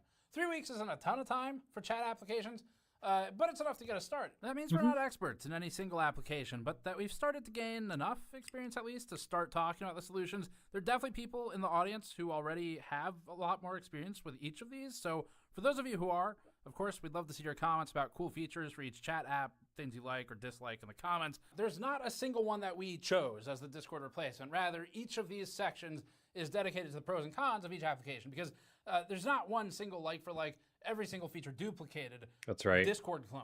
Ultimately, a lot of this is going to come down to convenience versus privacy in terms of the self-hosting options. And we think now more than ever, privacy seems worth the inconvenience for at least a lot of use cases, even if it's just getting your kind of core friend group over somewhere else. And then maybe you still use something like Discord or something like Stoat online without self-hosting for meeting random gamers on the internet type of thing. So some of the criteria and setting the expectations here were, first off, we're not experts in any of these applications, but we do have a decent amount of dedicated time to them. Originally, we started researching alternatives because internally we use Discord for our own chat for the team. And one of the things that we really need is threads. We make a lot of use of it for video projects, basically. That helps us organize things. So we were looking from a self-interest standpoint for something like that. But then we also looked at every other angle we could think of too. And we also focused on the free version of each application. Some of these, a lot of them, have paid options as well. We did not focus on those, although we did test TeamSpeak's $1 mobile phone app. Discord is free by default, so that's why we took that approach to it. While we might mention a few, we're also mostly ignoring services that I'm curious do if he'll not mention have there's a way self-hosting to option at all. Just to be clear on port that. It's not because we don't think they have your a place. like clone your The whole scope is Discord just server different. to So, somebody you know, else. we spent 3 weeks on this already. We'll start there. If you know of others, though, that are worth looking into, do let us know in the comments, because this might become a series if there's enough interest in it. So before we get into the detail for each of them, here's the overview to keep in mind. We thought the Matrix protocol was one of the most compelling alternatives, mostly for privacy, but we've seen public comments expressing concerns over potentially unfavorable ties with the intelligence branch of Israel's government services.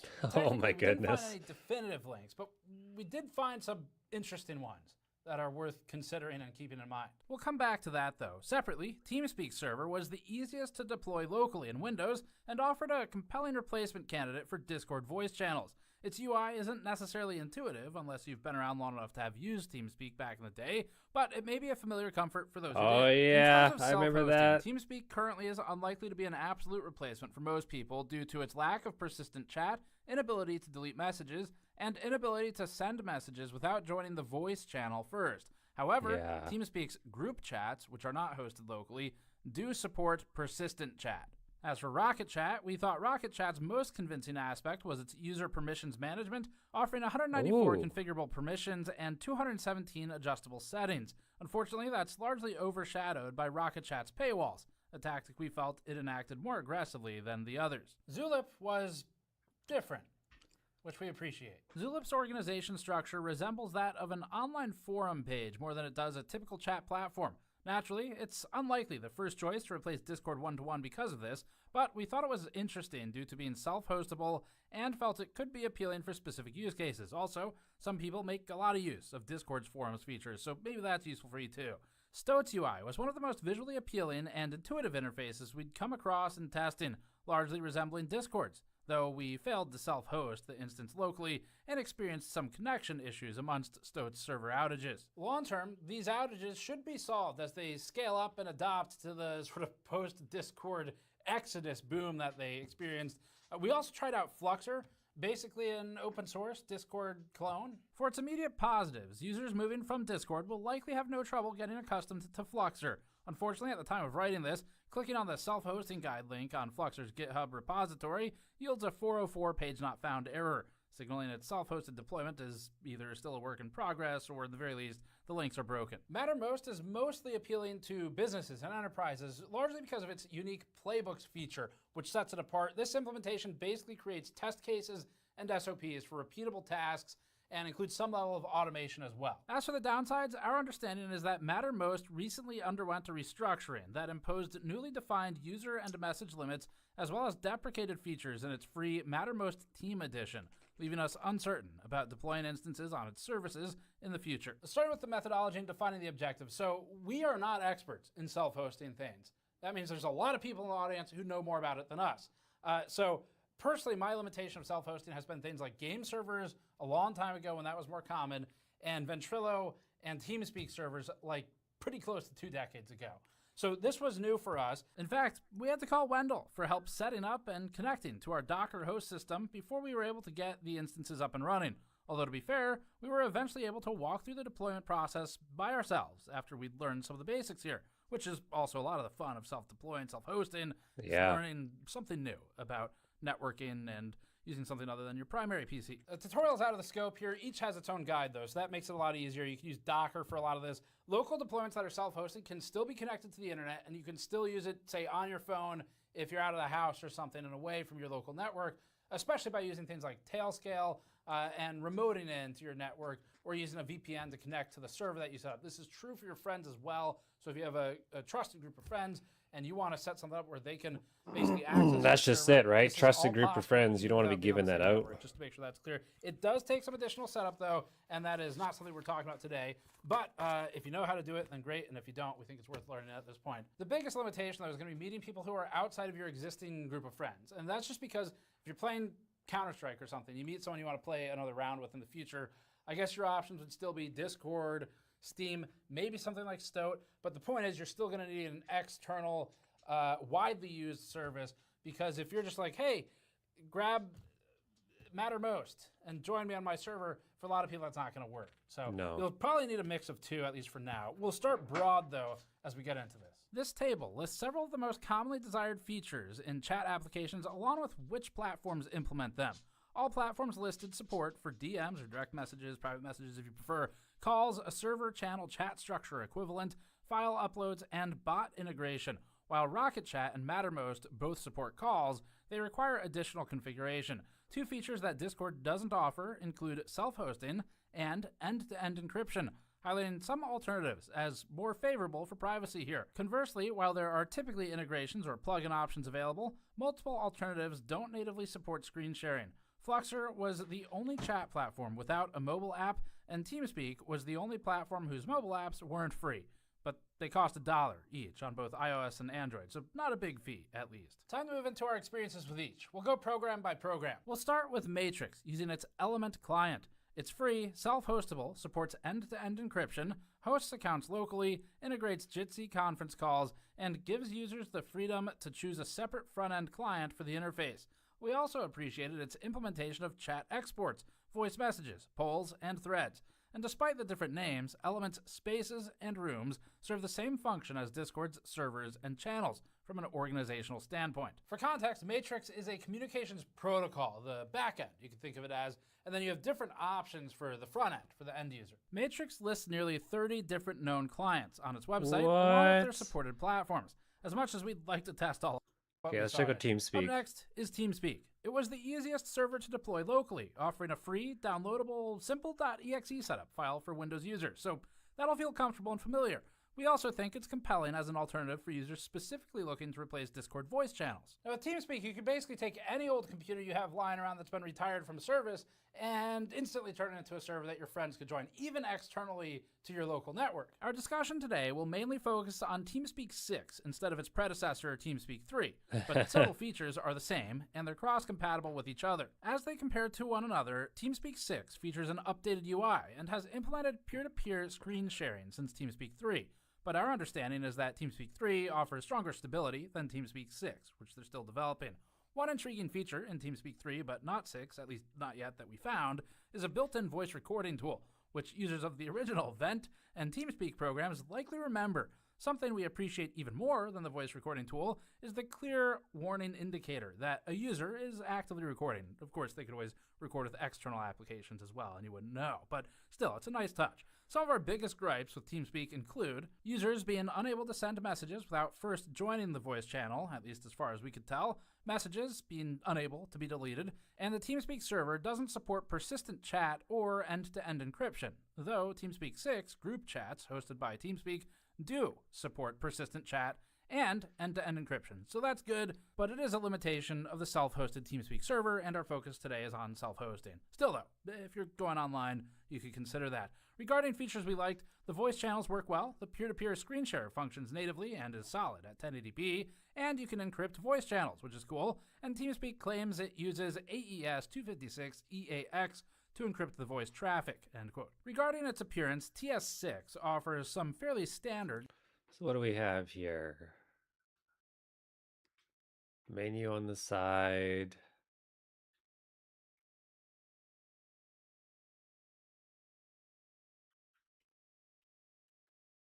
customization options, including either a light or dark theme, small, medium, or large display sizes, and either compact or detailed tree style and chat configurations. A Despite lot being like what we Discord, felt was yeah. the easiest to deploy with the least advanced knowledge necessary, its UI might not feel intuitive for users unfamiliar with TeamSpeak's earlier versions. That said, our team members who were less familiar with TeamSpeak's origins did find it was actually very simple once used to it. I used it 20 or something years ago, so I was already pretty familiar with the general layout. Basically, you connect to a server, and then you select a channel, and that's it. The simplicity here is an upside. TeamSpeak has modernized just enough to feel like it hasn't been left behind in the early 2000s, but it hasn't changed so much that people like me, who used it probably almost 2 decades ago, feel like it's completely foreign to them. So they've done a good balance, I think, of that.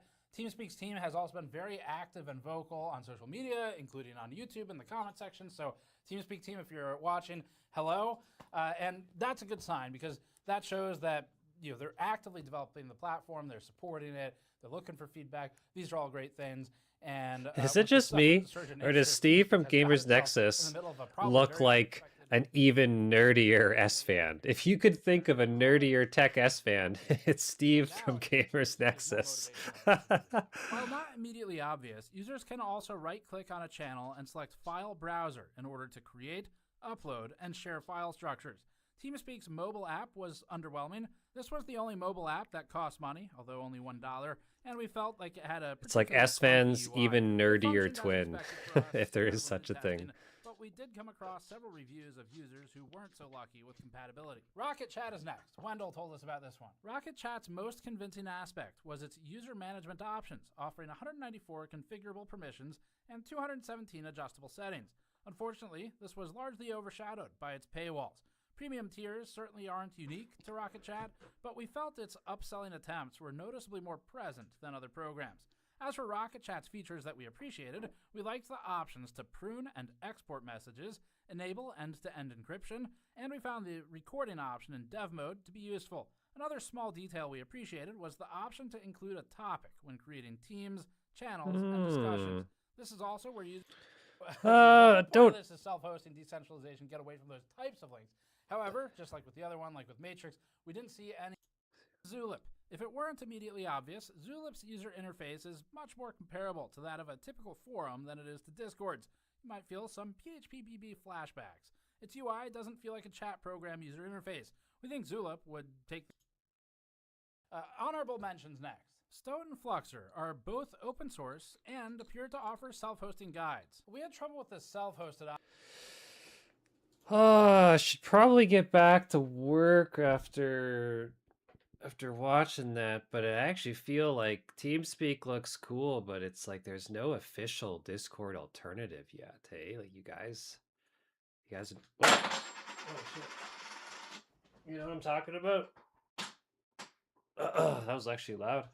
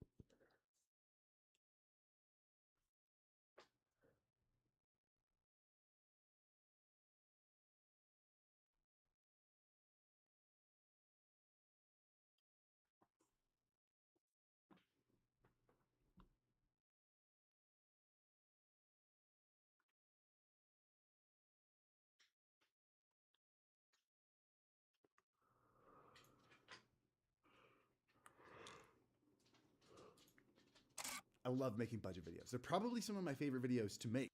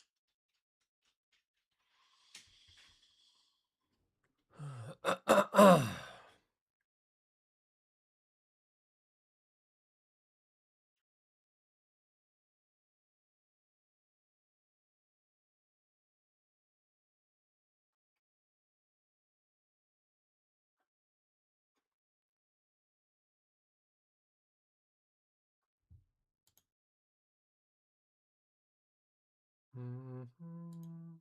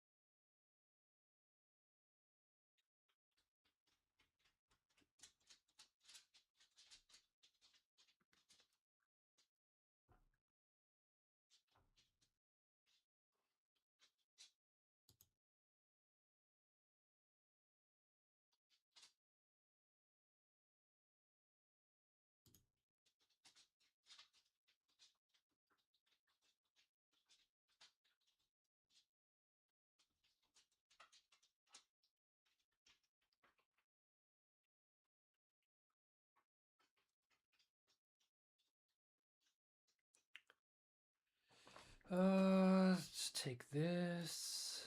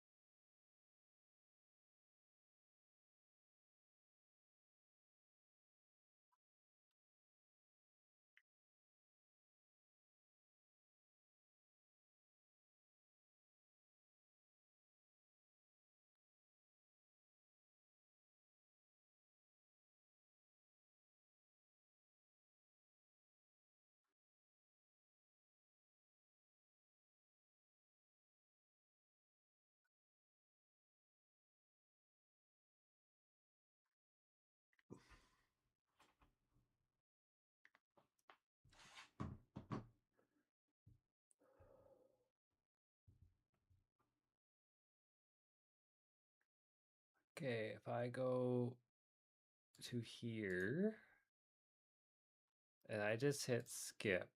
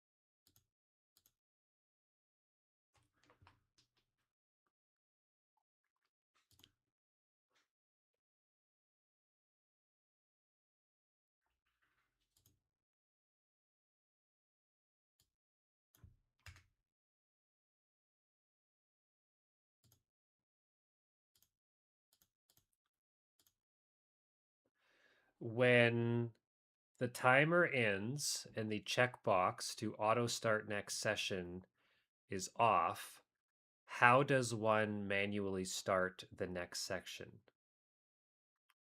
Don't build anything, just tell me.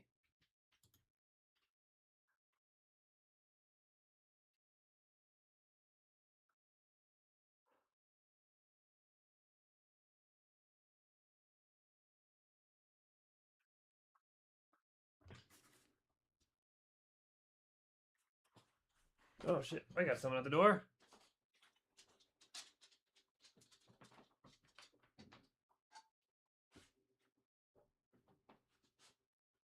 What? You're just lingering. You don't do anything. Hear you walking around for hours.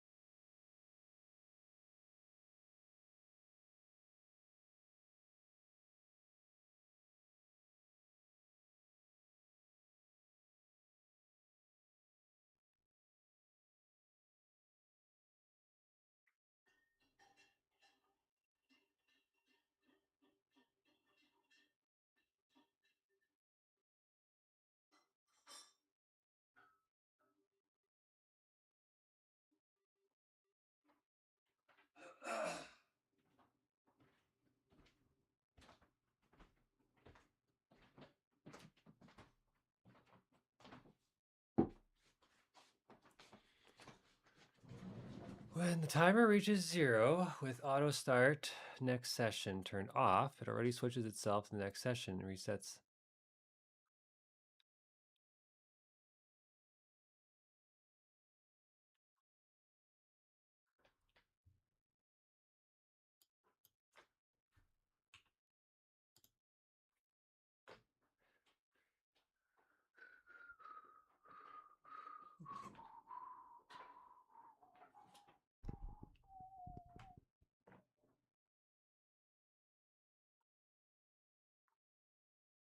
Yo, we got a nice chai tea to sip on in the Yeti mug.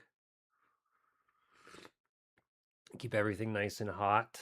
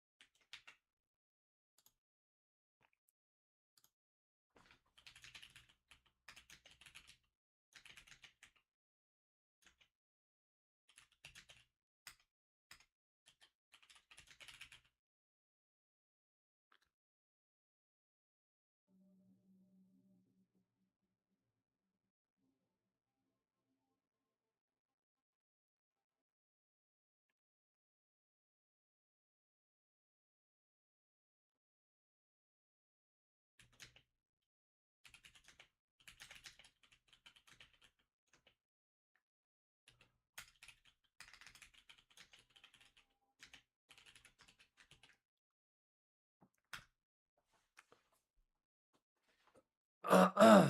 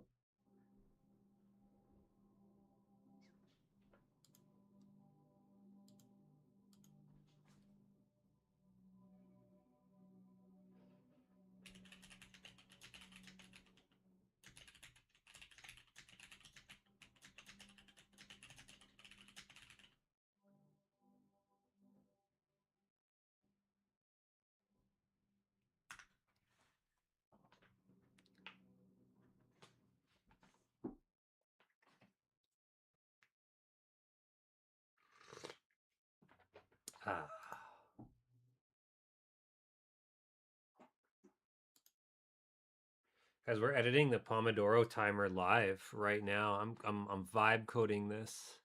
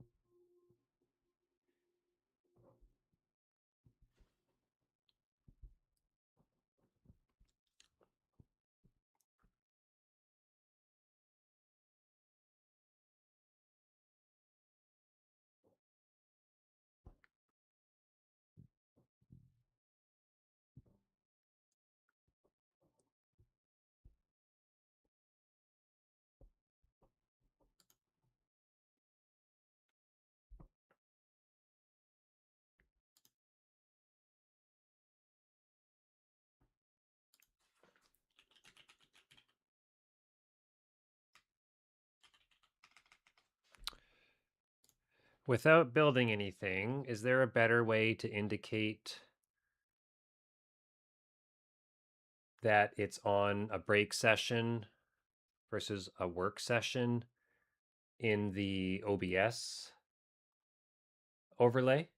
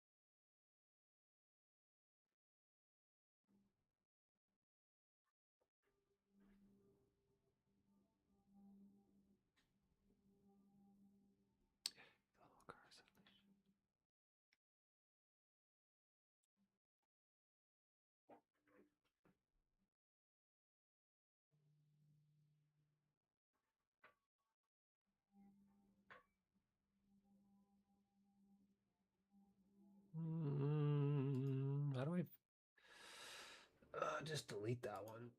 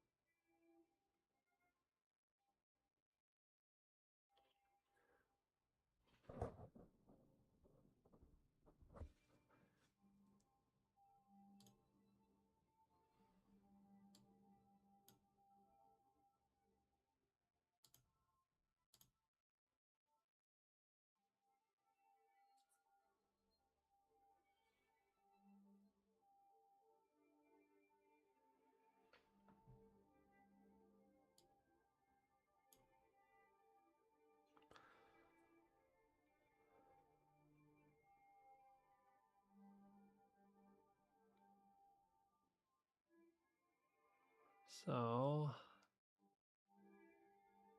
a small play slash.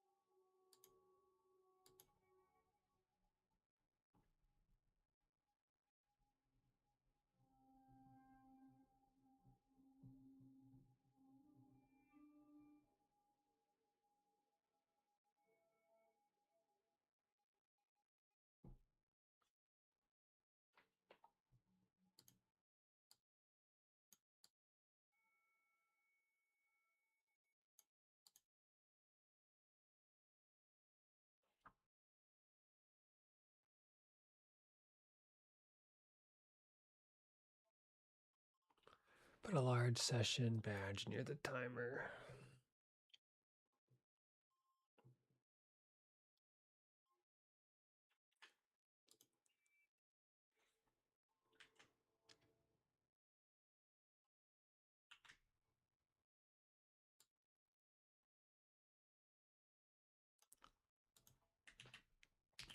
Let's have the live tag show the preset session times like 5.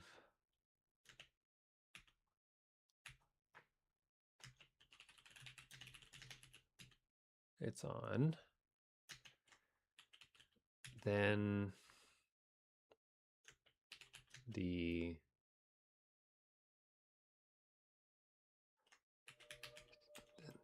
title headline area can show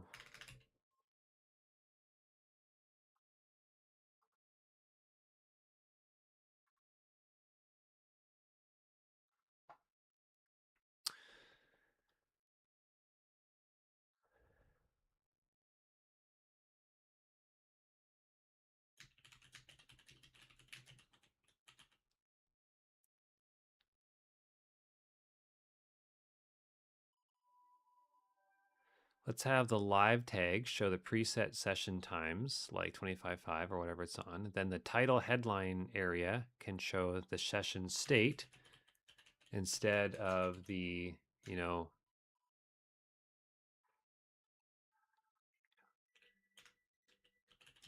preset title like focus sprint.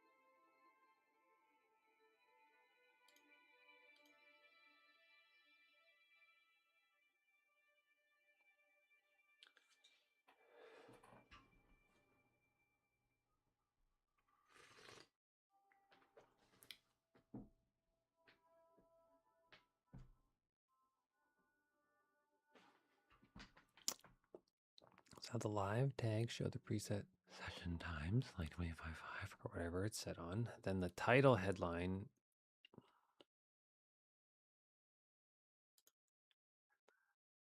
the short, like, and the small.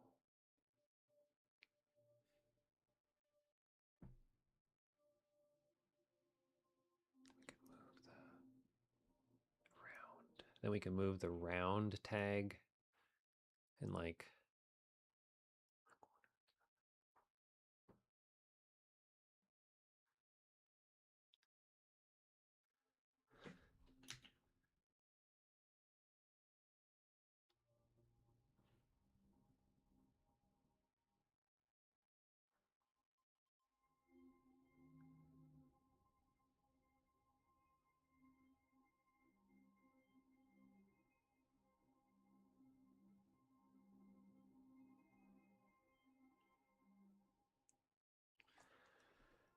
let's have the live tag show the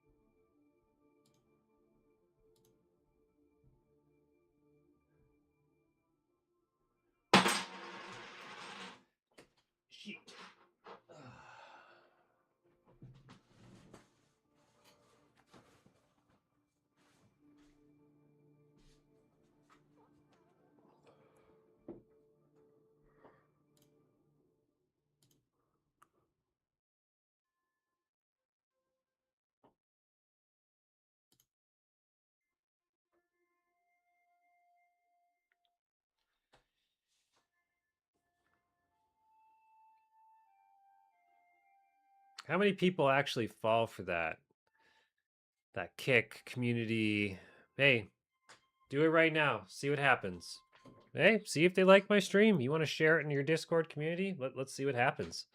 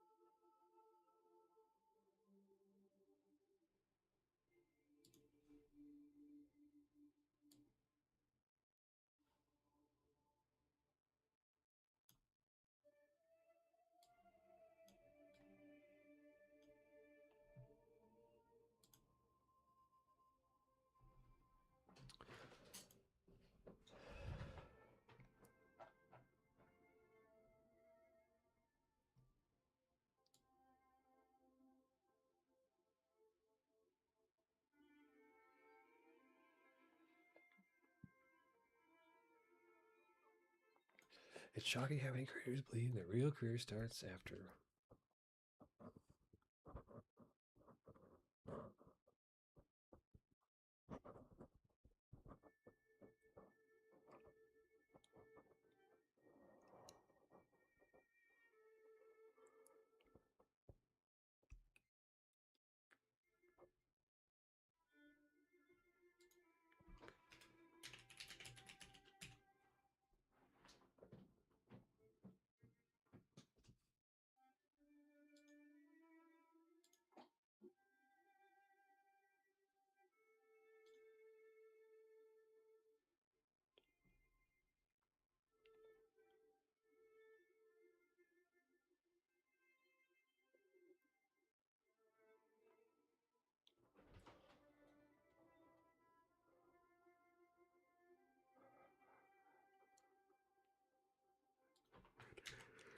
Internet gurus trade you to think that's normal.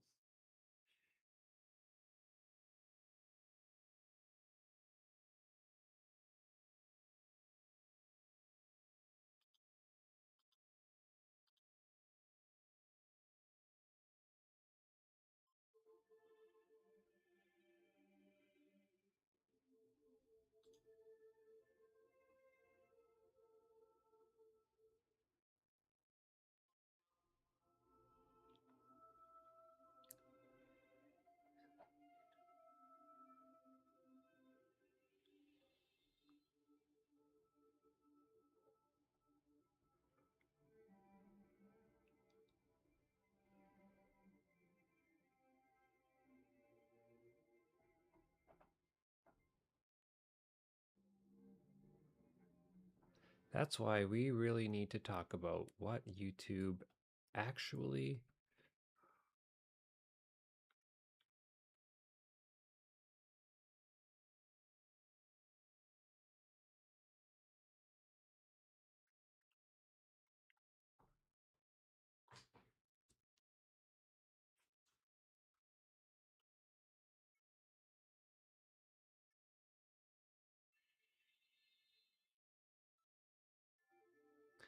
Is built to help viewers find.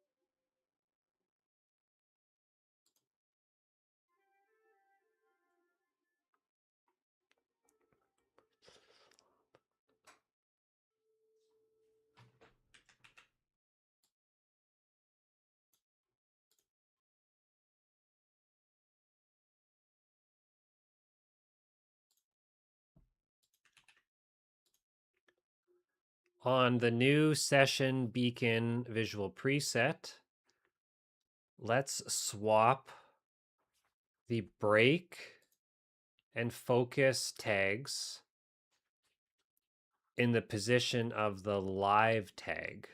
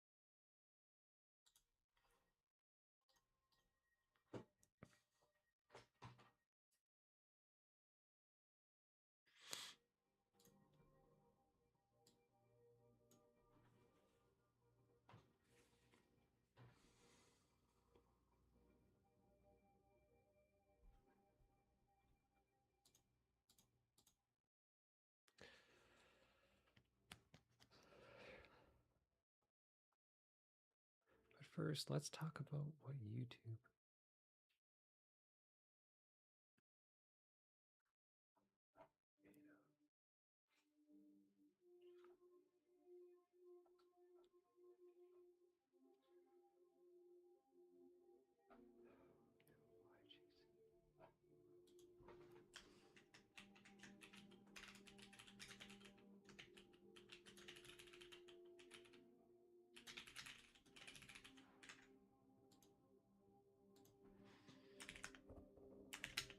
Why chasing virality backfires?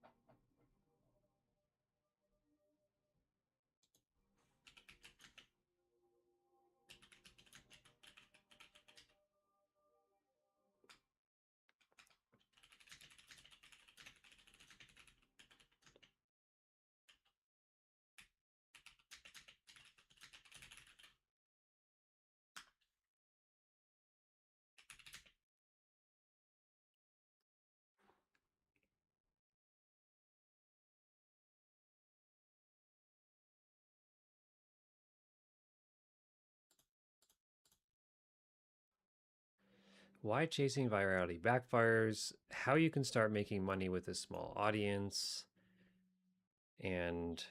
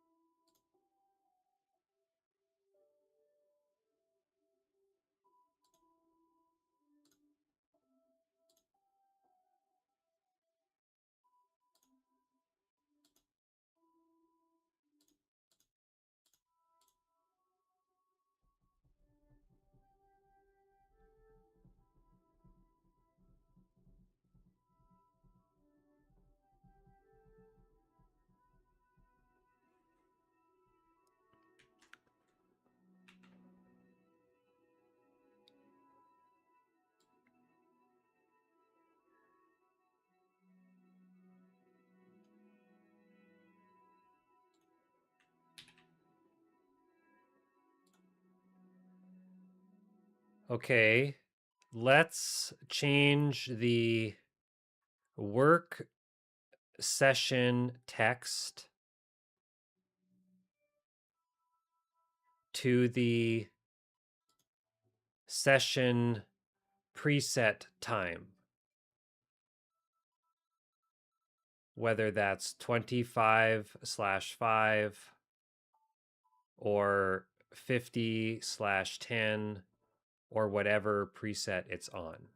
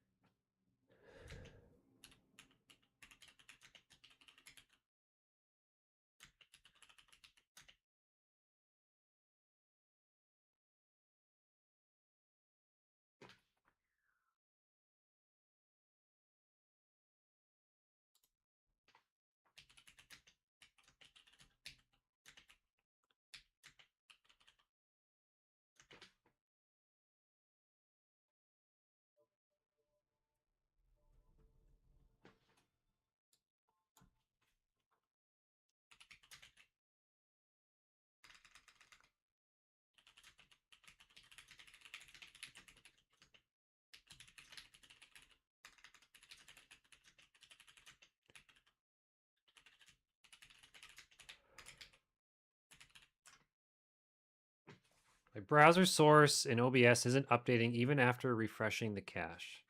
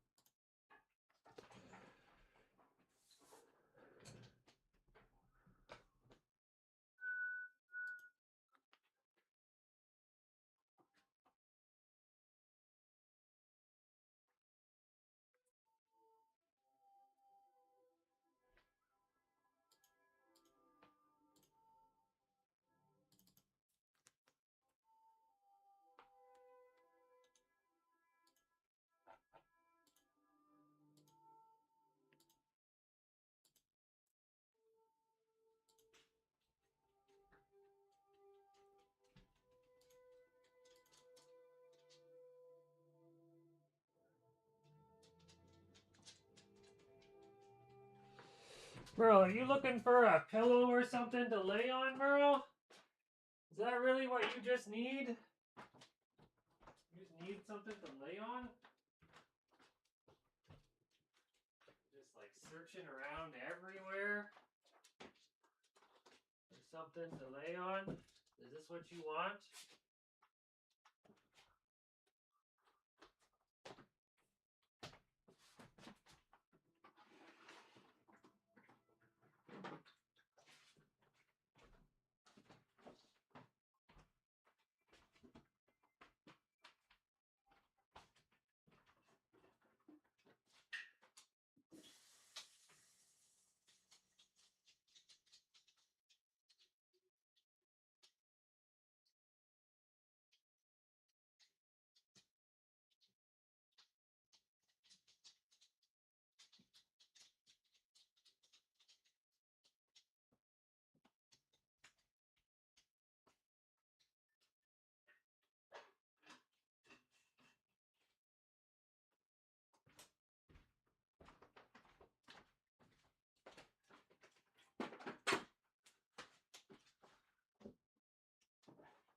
There you go, Merle. You want to lay down over here?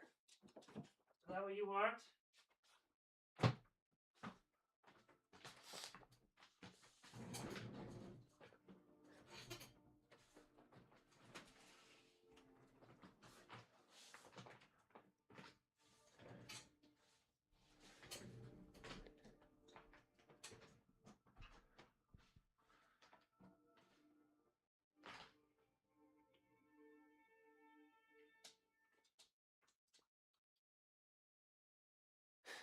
What a funny animal. A funny dog you are.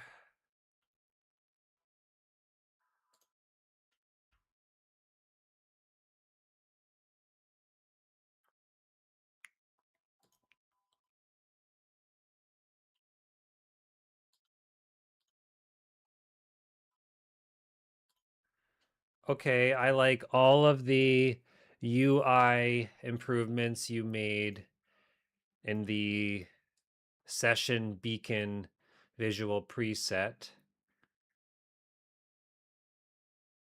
Now apply those same UI updates to all of the other visual presets.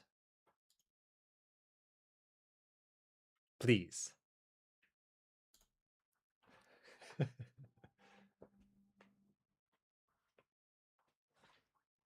I gotta take a picture of that.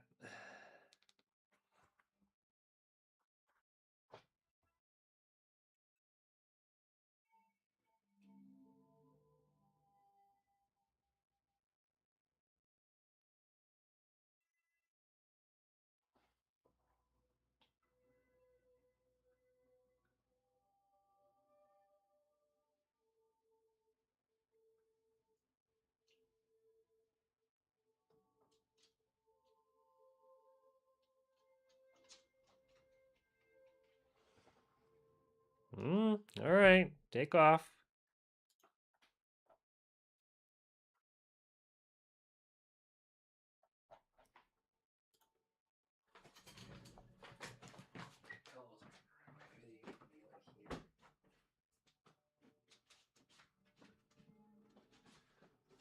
Oh, come on, Merle. It's nice and cozy. You can lay down there. Good boy. Yes.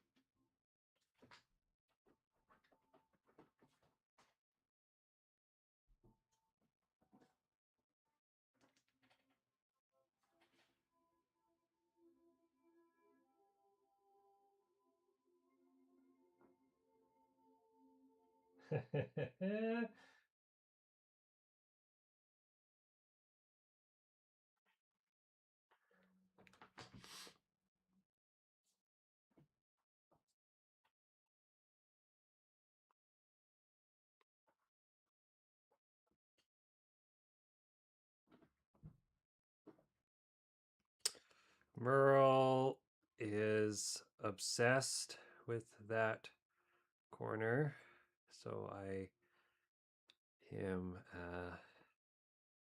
a resting spot.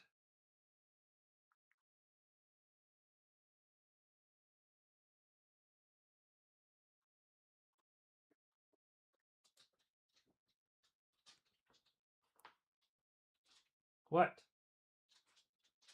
You just can't sit still.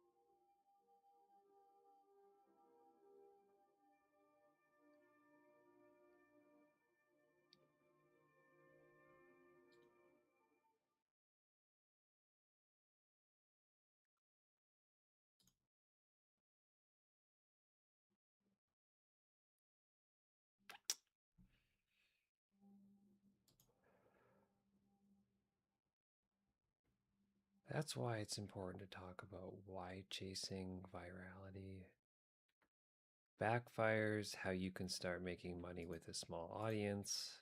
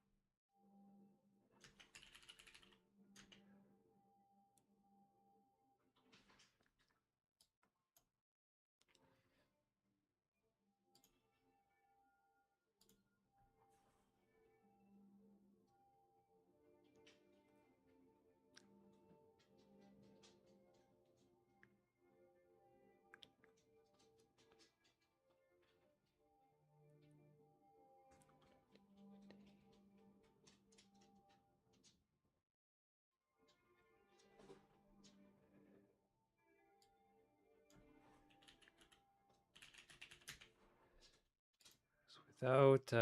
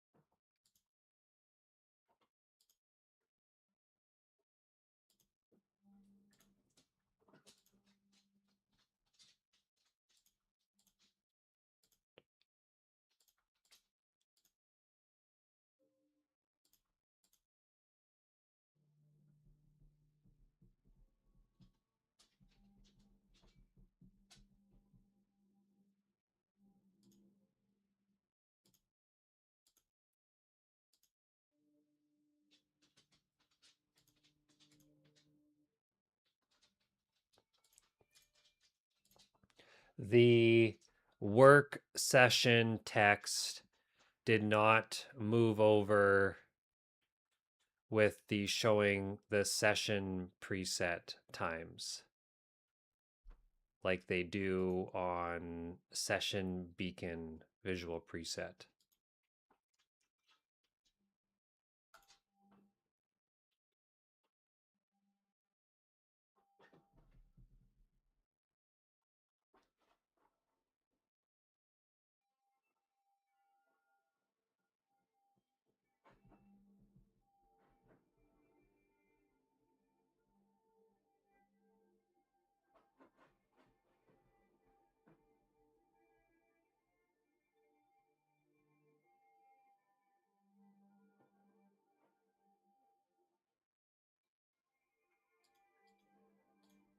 Relaunch. Oh, Derek, I'm so down. Trying a new build now. Hey, thanks for following. Appreciate that.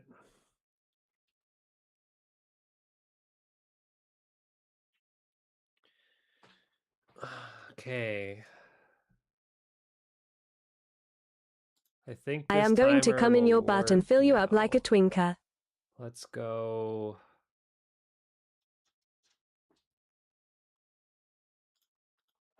No, man, it's not that. Corner widget. There we go.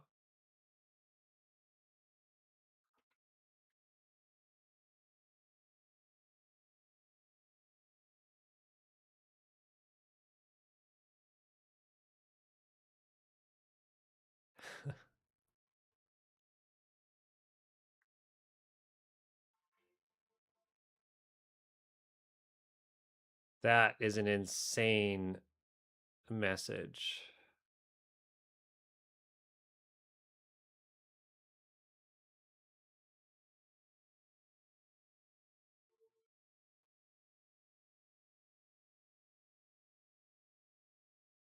What's going on today, Mr. Thomas Pickle?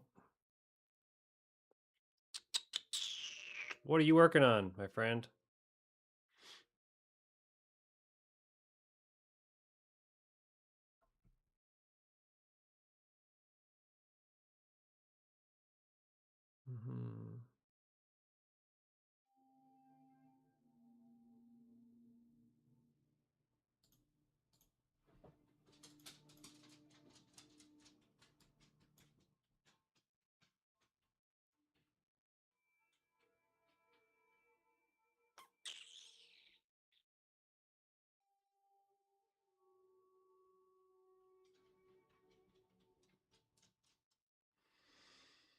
Mm-hmm. Mm-hmm.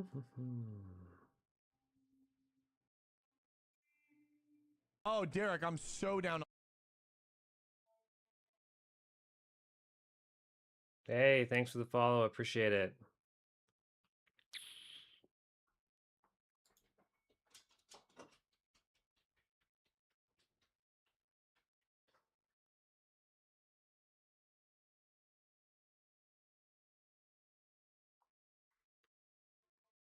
That guy's freaking weird. I was like a second away from banning him. What the hell? I was just looking at his account was created last month, but it's built out a little bit. What a weirdo. Hey, appreciate that. Thanks for banning. Good moderator.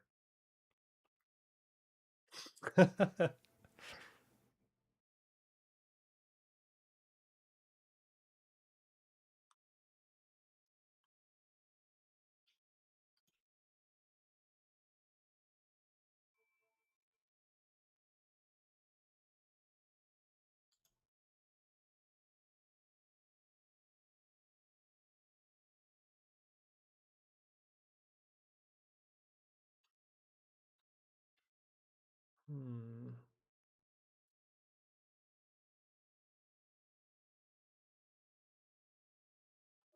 Oh, there's a whole new like continent, like province area to browse. That's pretty cool.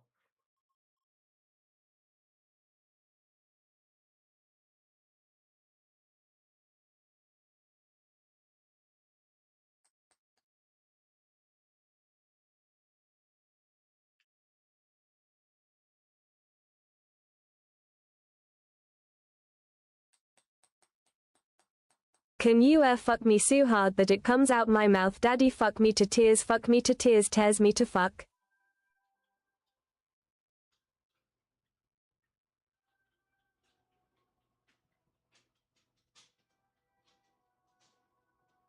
What are these other people that are here? Jeez.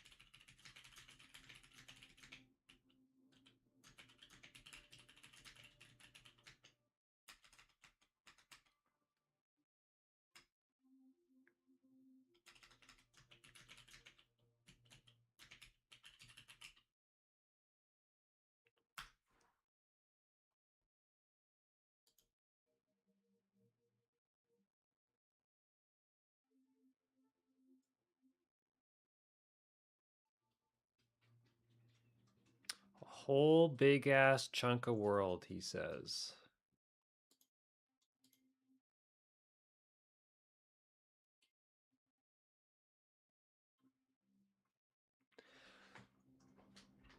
Darn it, man. You know how awesome it would have been if we were playing New World if they didn't shut down that game?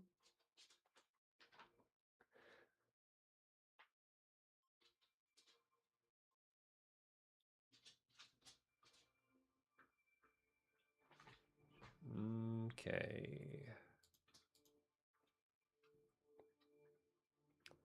Like that game was so good.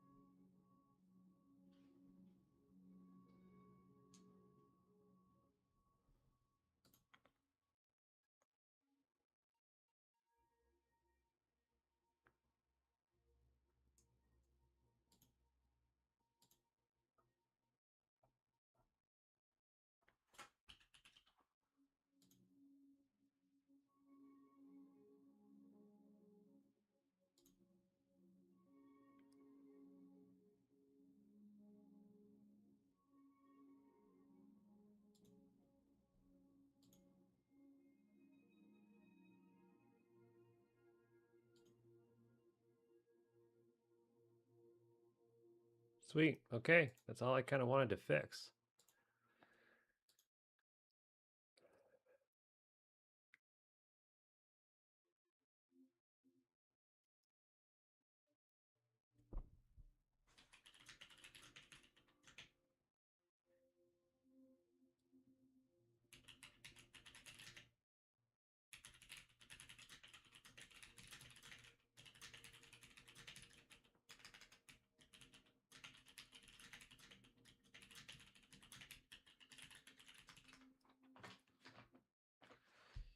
There is.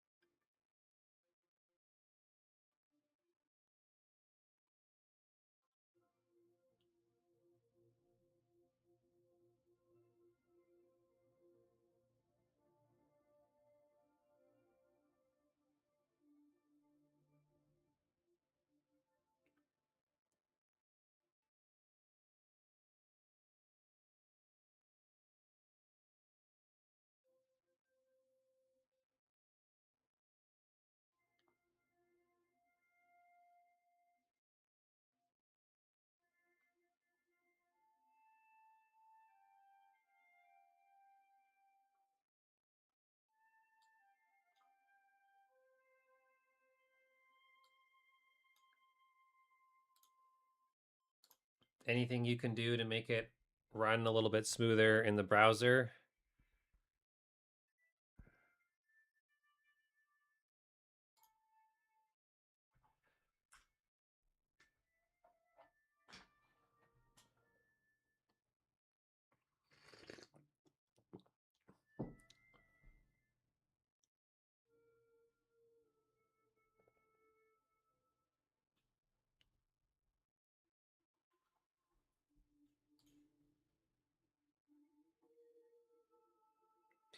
Yeah, like all of Blizzard's cosmetics are good in every one of their games. In fairness, though, like Diablo, it looks so much like a JRPG, in my opinion, which they always look really good.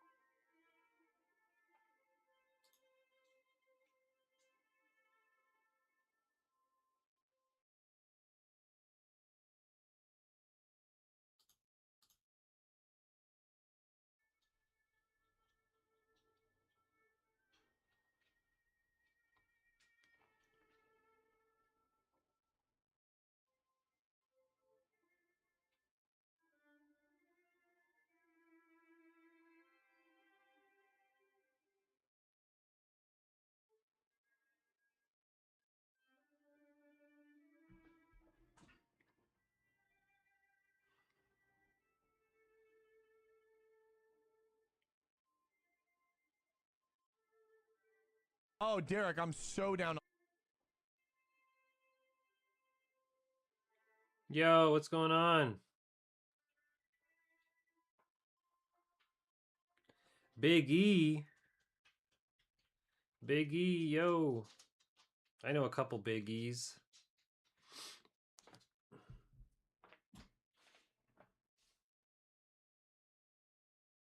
Hey, I'm doing great today. How are you doing? It's Friday at 2:44 Mountain Time.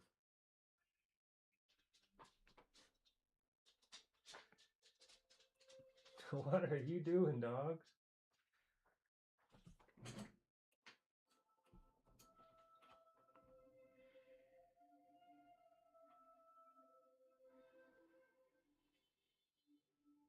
Okay, that might be the last little update. I built this little Pomodoro timer like just this morning. I think I just have to refresh it.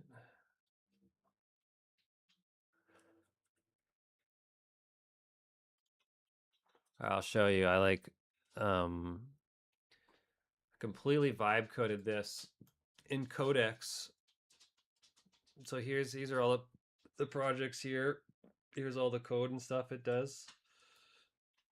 And then it just builds just builds a folder, right? Puts all your stuff in here. And then there we go. That's your Pomodoro timer. That's also synced with the browser. So I can come in here. Let's do that style. There we go. She's changed. Our corner widget. I do like that one. I do like the corner widget.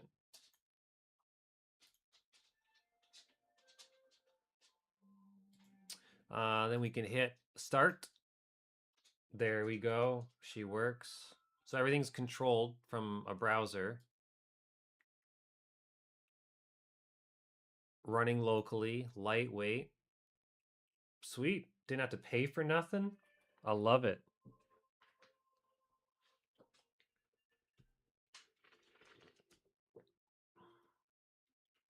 I have to introduce a timer. Or sorry, like a sound when the timer goes off. But I don't know if I want it to play a sound file locally. Do I want it to give a YouTube link to play like a sound effect?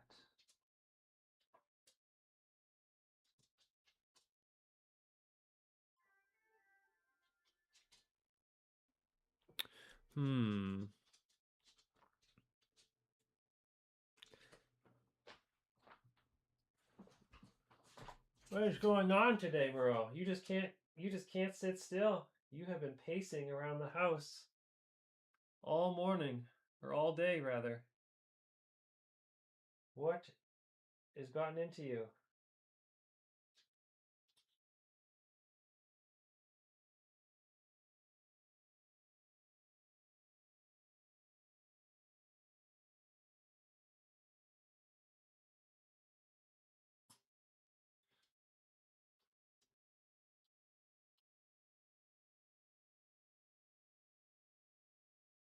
Here, go lay down. Go chill. Just do something. Bro, I'm gonna run you over. You can't stay there. He has a horrible habit of standing like over top of my chair wheels, and he just doesn't move. Like he'll just stand there until his feet get ran over. Silly animal.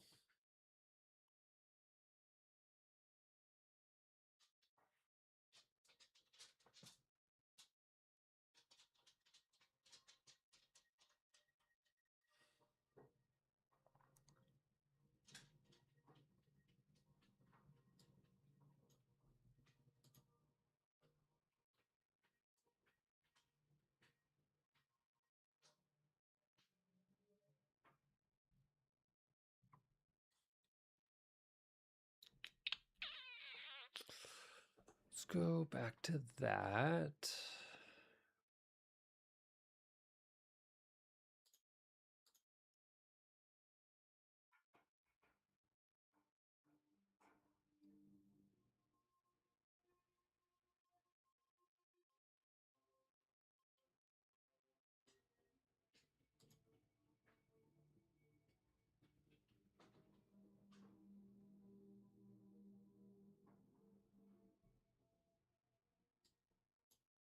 So I added this instant replay feature to my stream that played this super smooth animated transition into the replay, like it's one of those pro esports broadcasts. But not only that, Corsair sent me their SCUF NVIDIA Pro controller, and this controller's sick. Got like extra buttons inside, two sets of paddles in the back. But most importantly, it's got 5 extra buttons in the front, anything you can do in the Stream Deck software, you can do it on this controller. So I set up one of these buttons to change scenes in OBS, or if I wanted to turn on and off my studio lights, I can do that right from the controller. And I didn't even need to take my hands off at all. So that got me thinking. Huh. What if we make use of the action feature Stream Deck software for our instant replay feature? And so that's what I did. I mapped one button on the controller that plays the instant replay on my stream with the animation. And on top of that, it even saves that replay in both horizontal and vertical formats. So I could just post it directly to TikTok or YouTube Shorts later. And then on top of that, it even creates a Twitch clip. So if I'm streaming Twitch, it would automatically just create a clip all from a single button on my controller. This is so sick. I'm so excited to get back and stream and play more of this game. Anyone want to jump in and play more High Guard, guys? Well, welcome to High Guard. Look at Nutty go. Can I send him a message?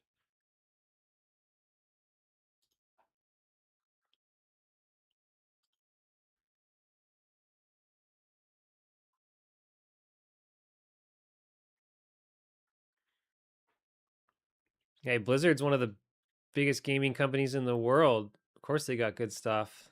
I mean, there's a reason why they make money.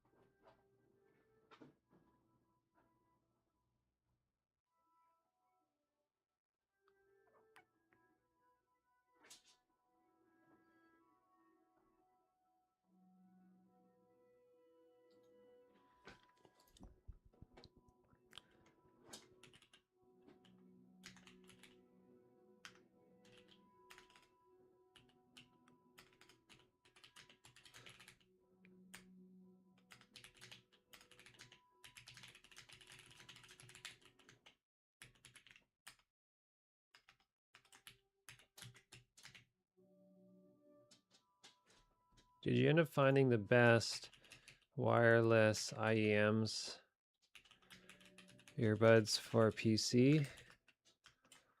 Wondering what your conclusion.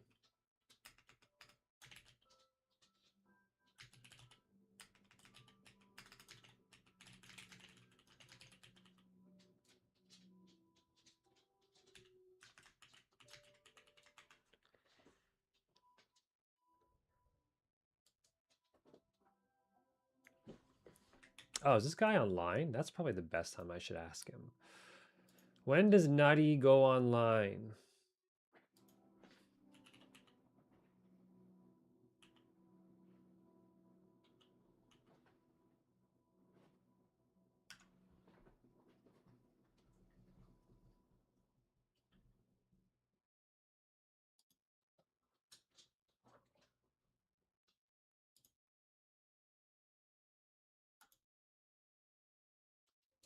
Yeah, I want to see his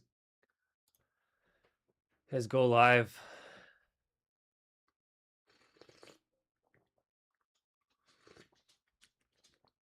Go live notifications and send him a message.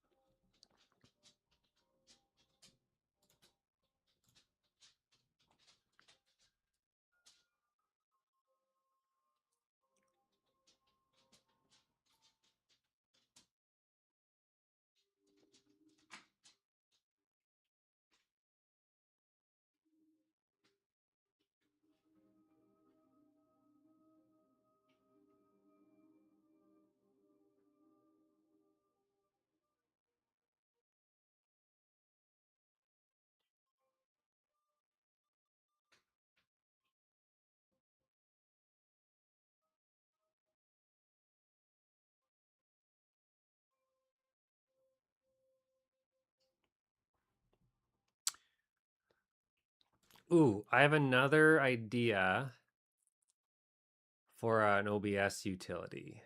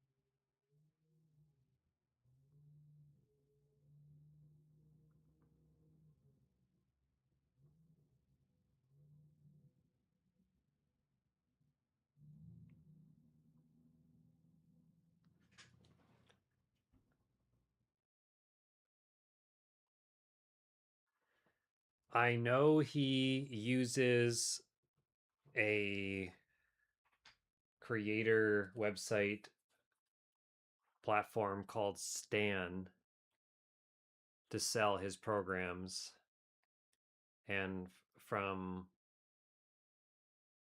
seeing his posts, I think he makes a lot of PDFs with AI that he sends to people about what he teaches.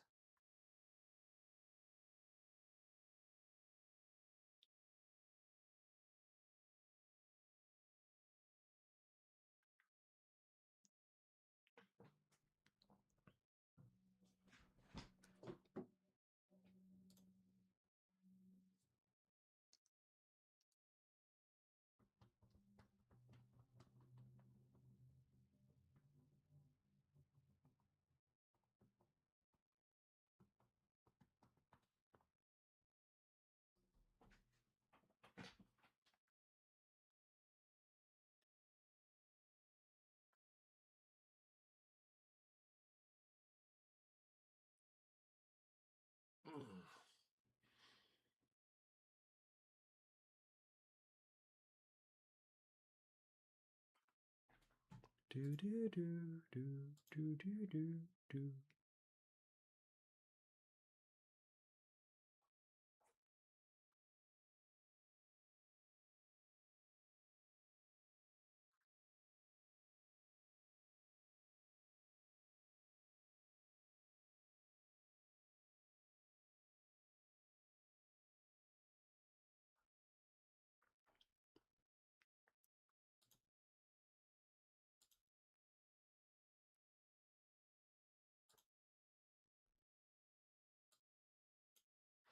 Why is this so zoomed in?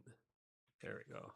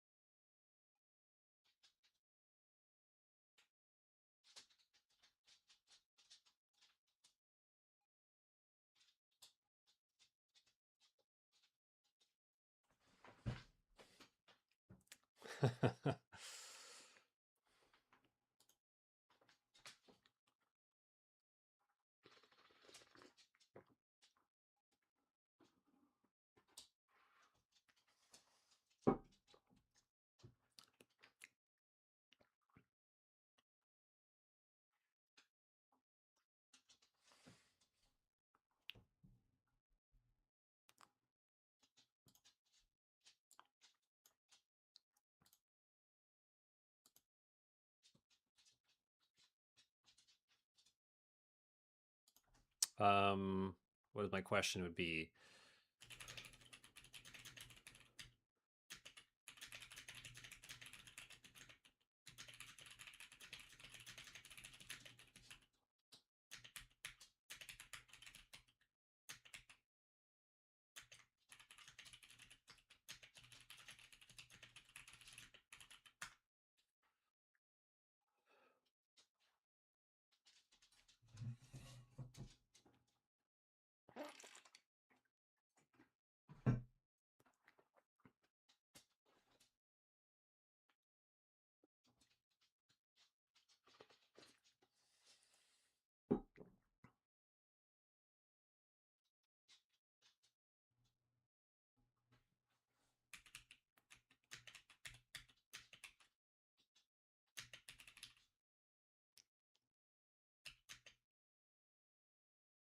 Add a sound.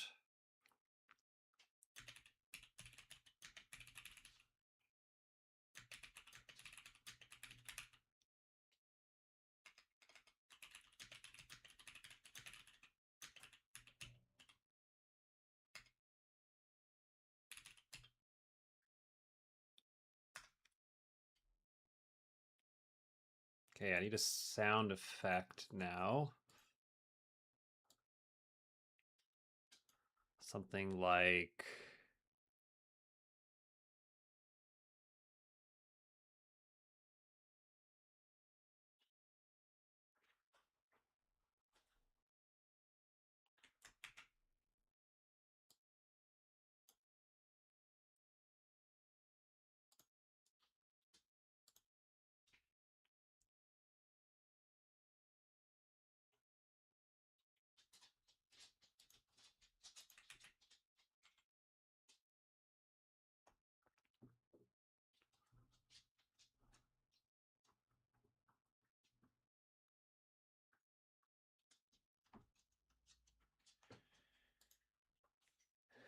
Um...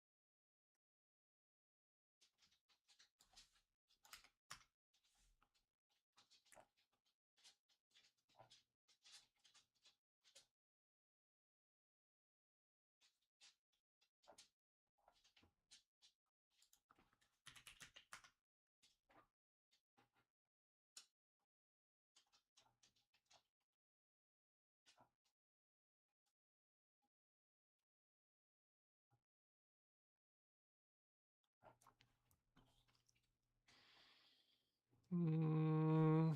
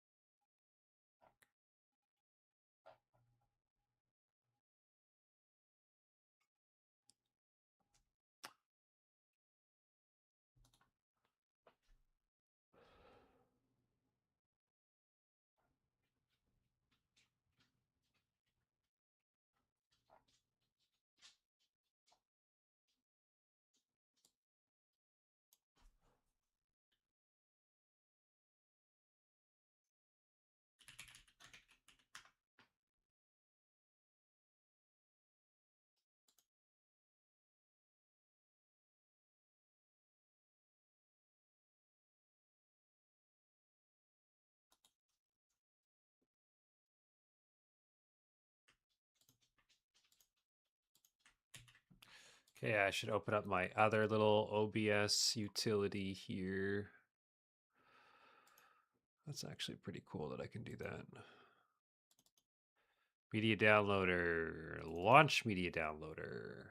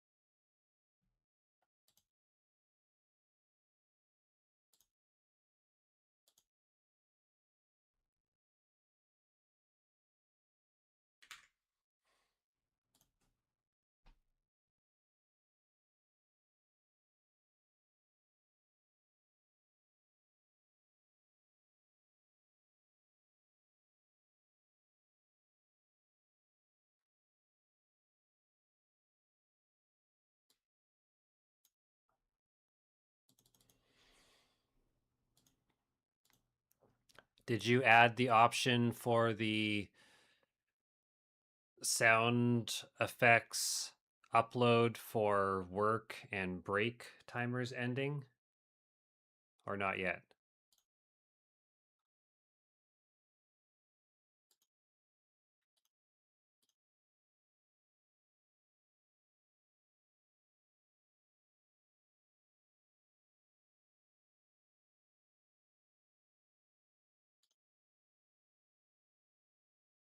Yes, please add that now.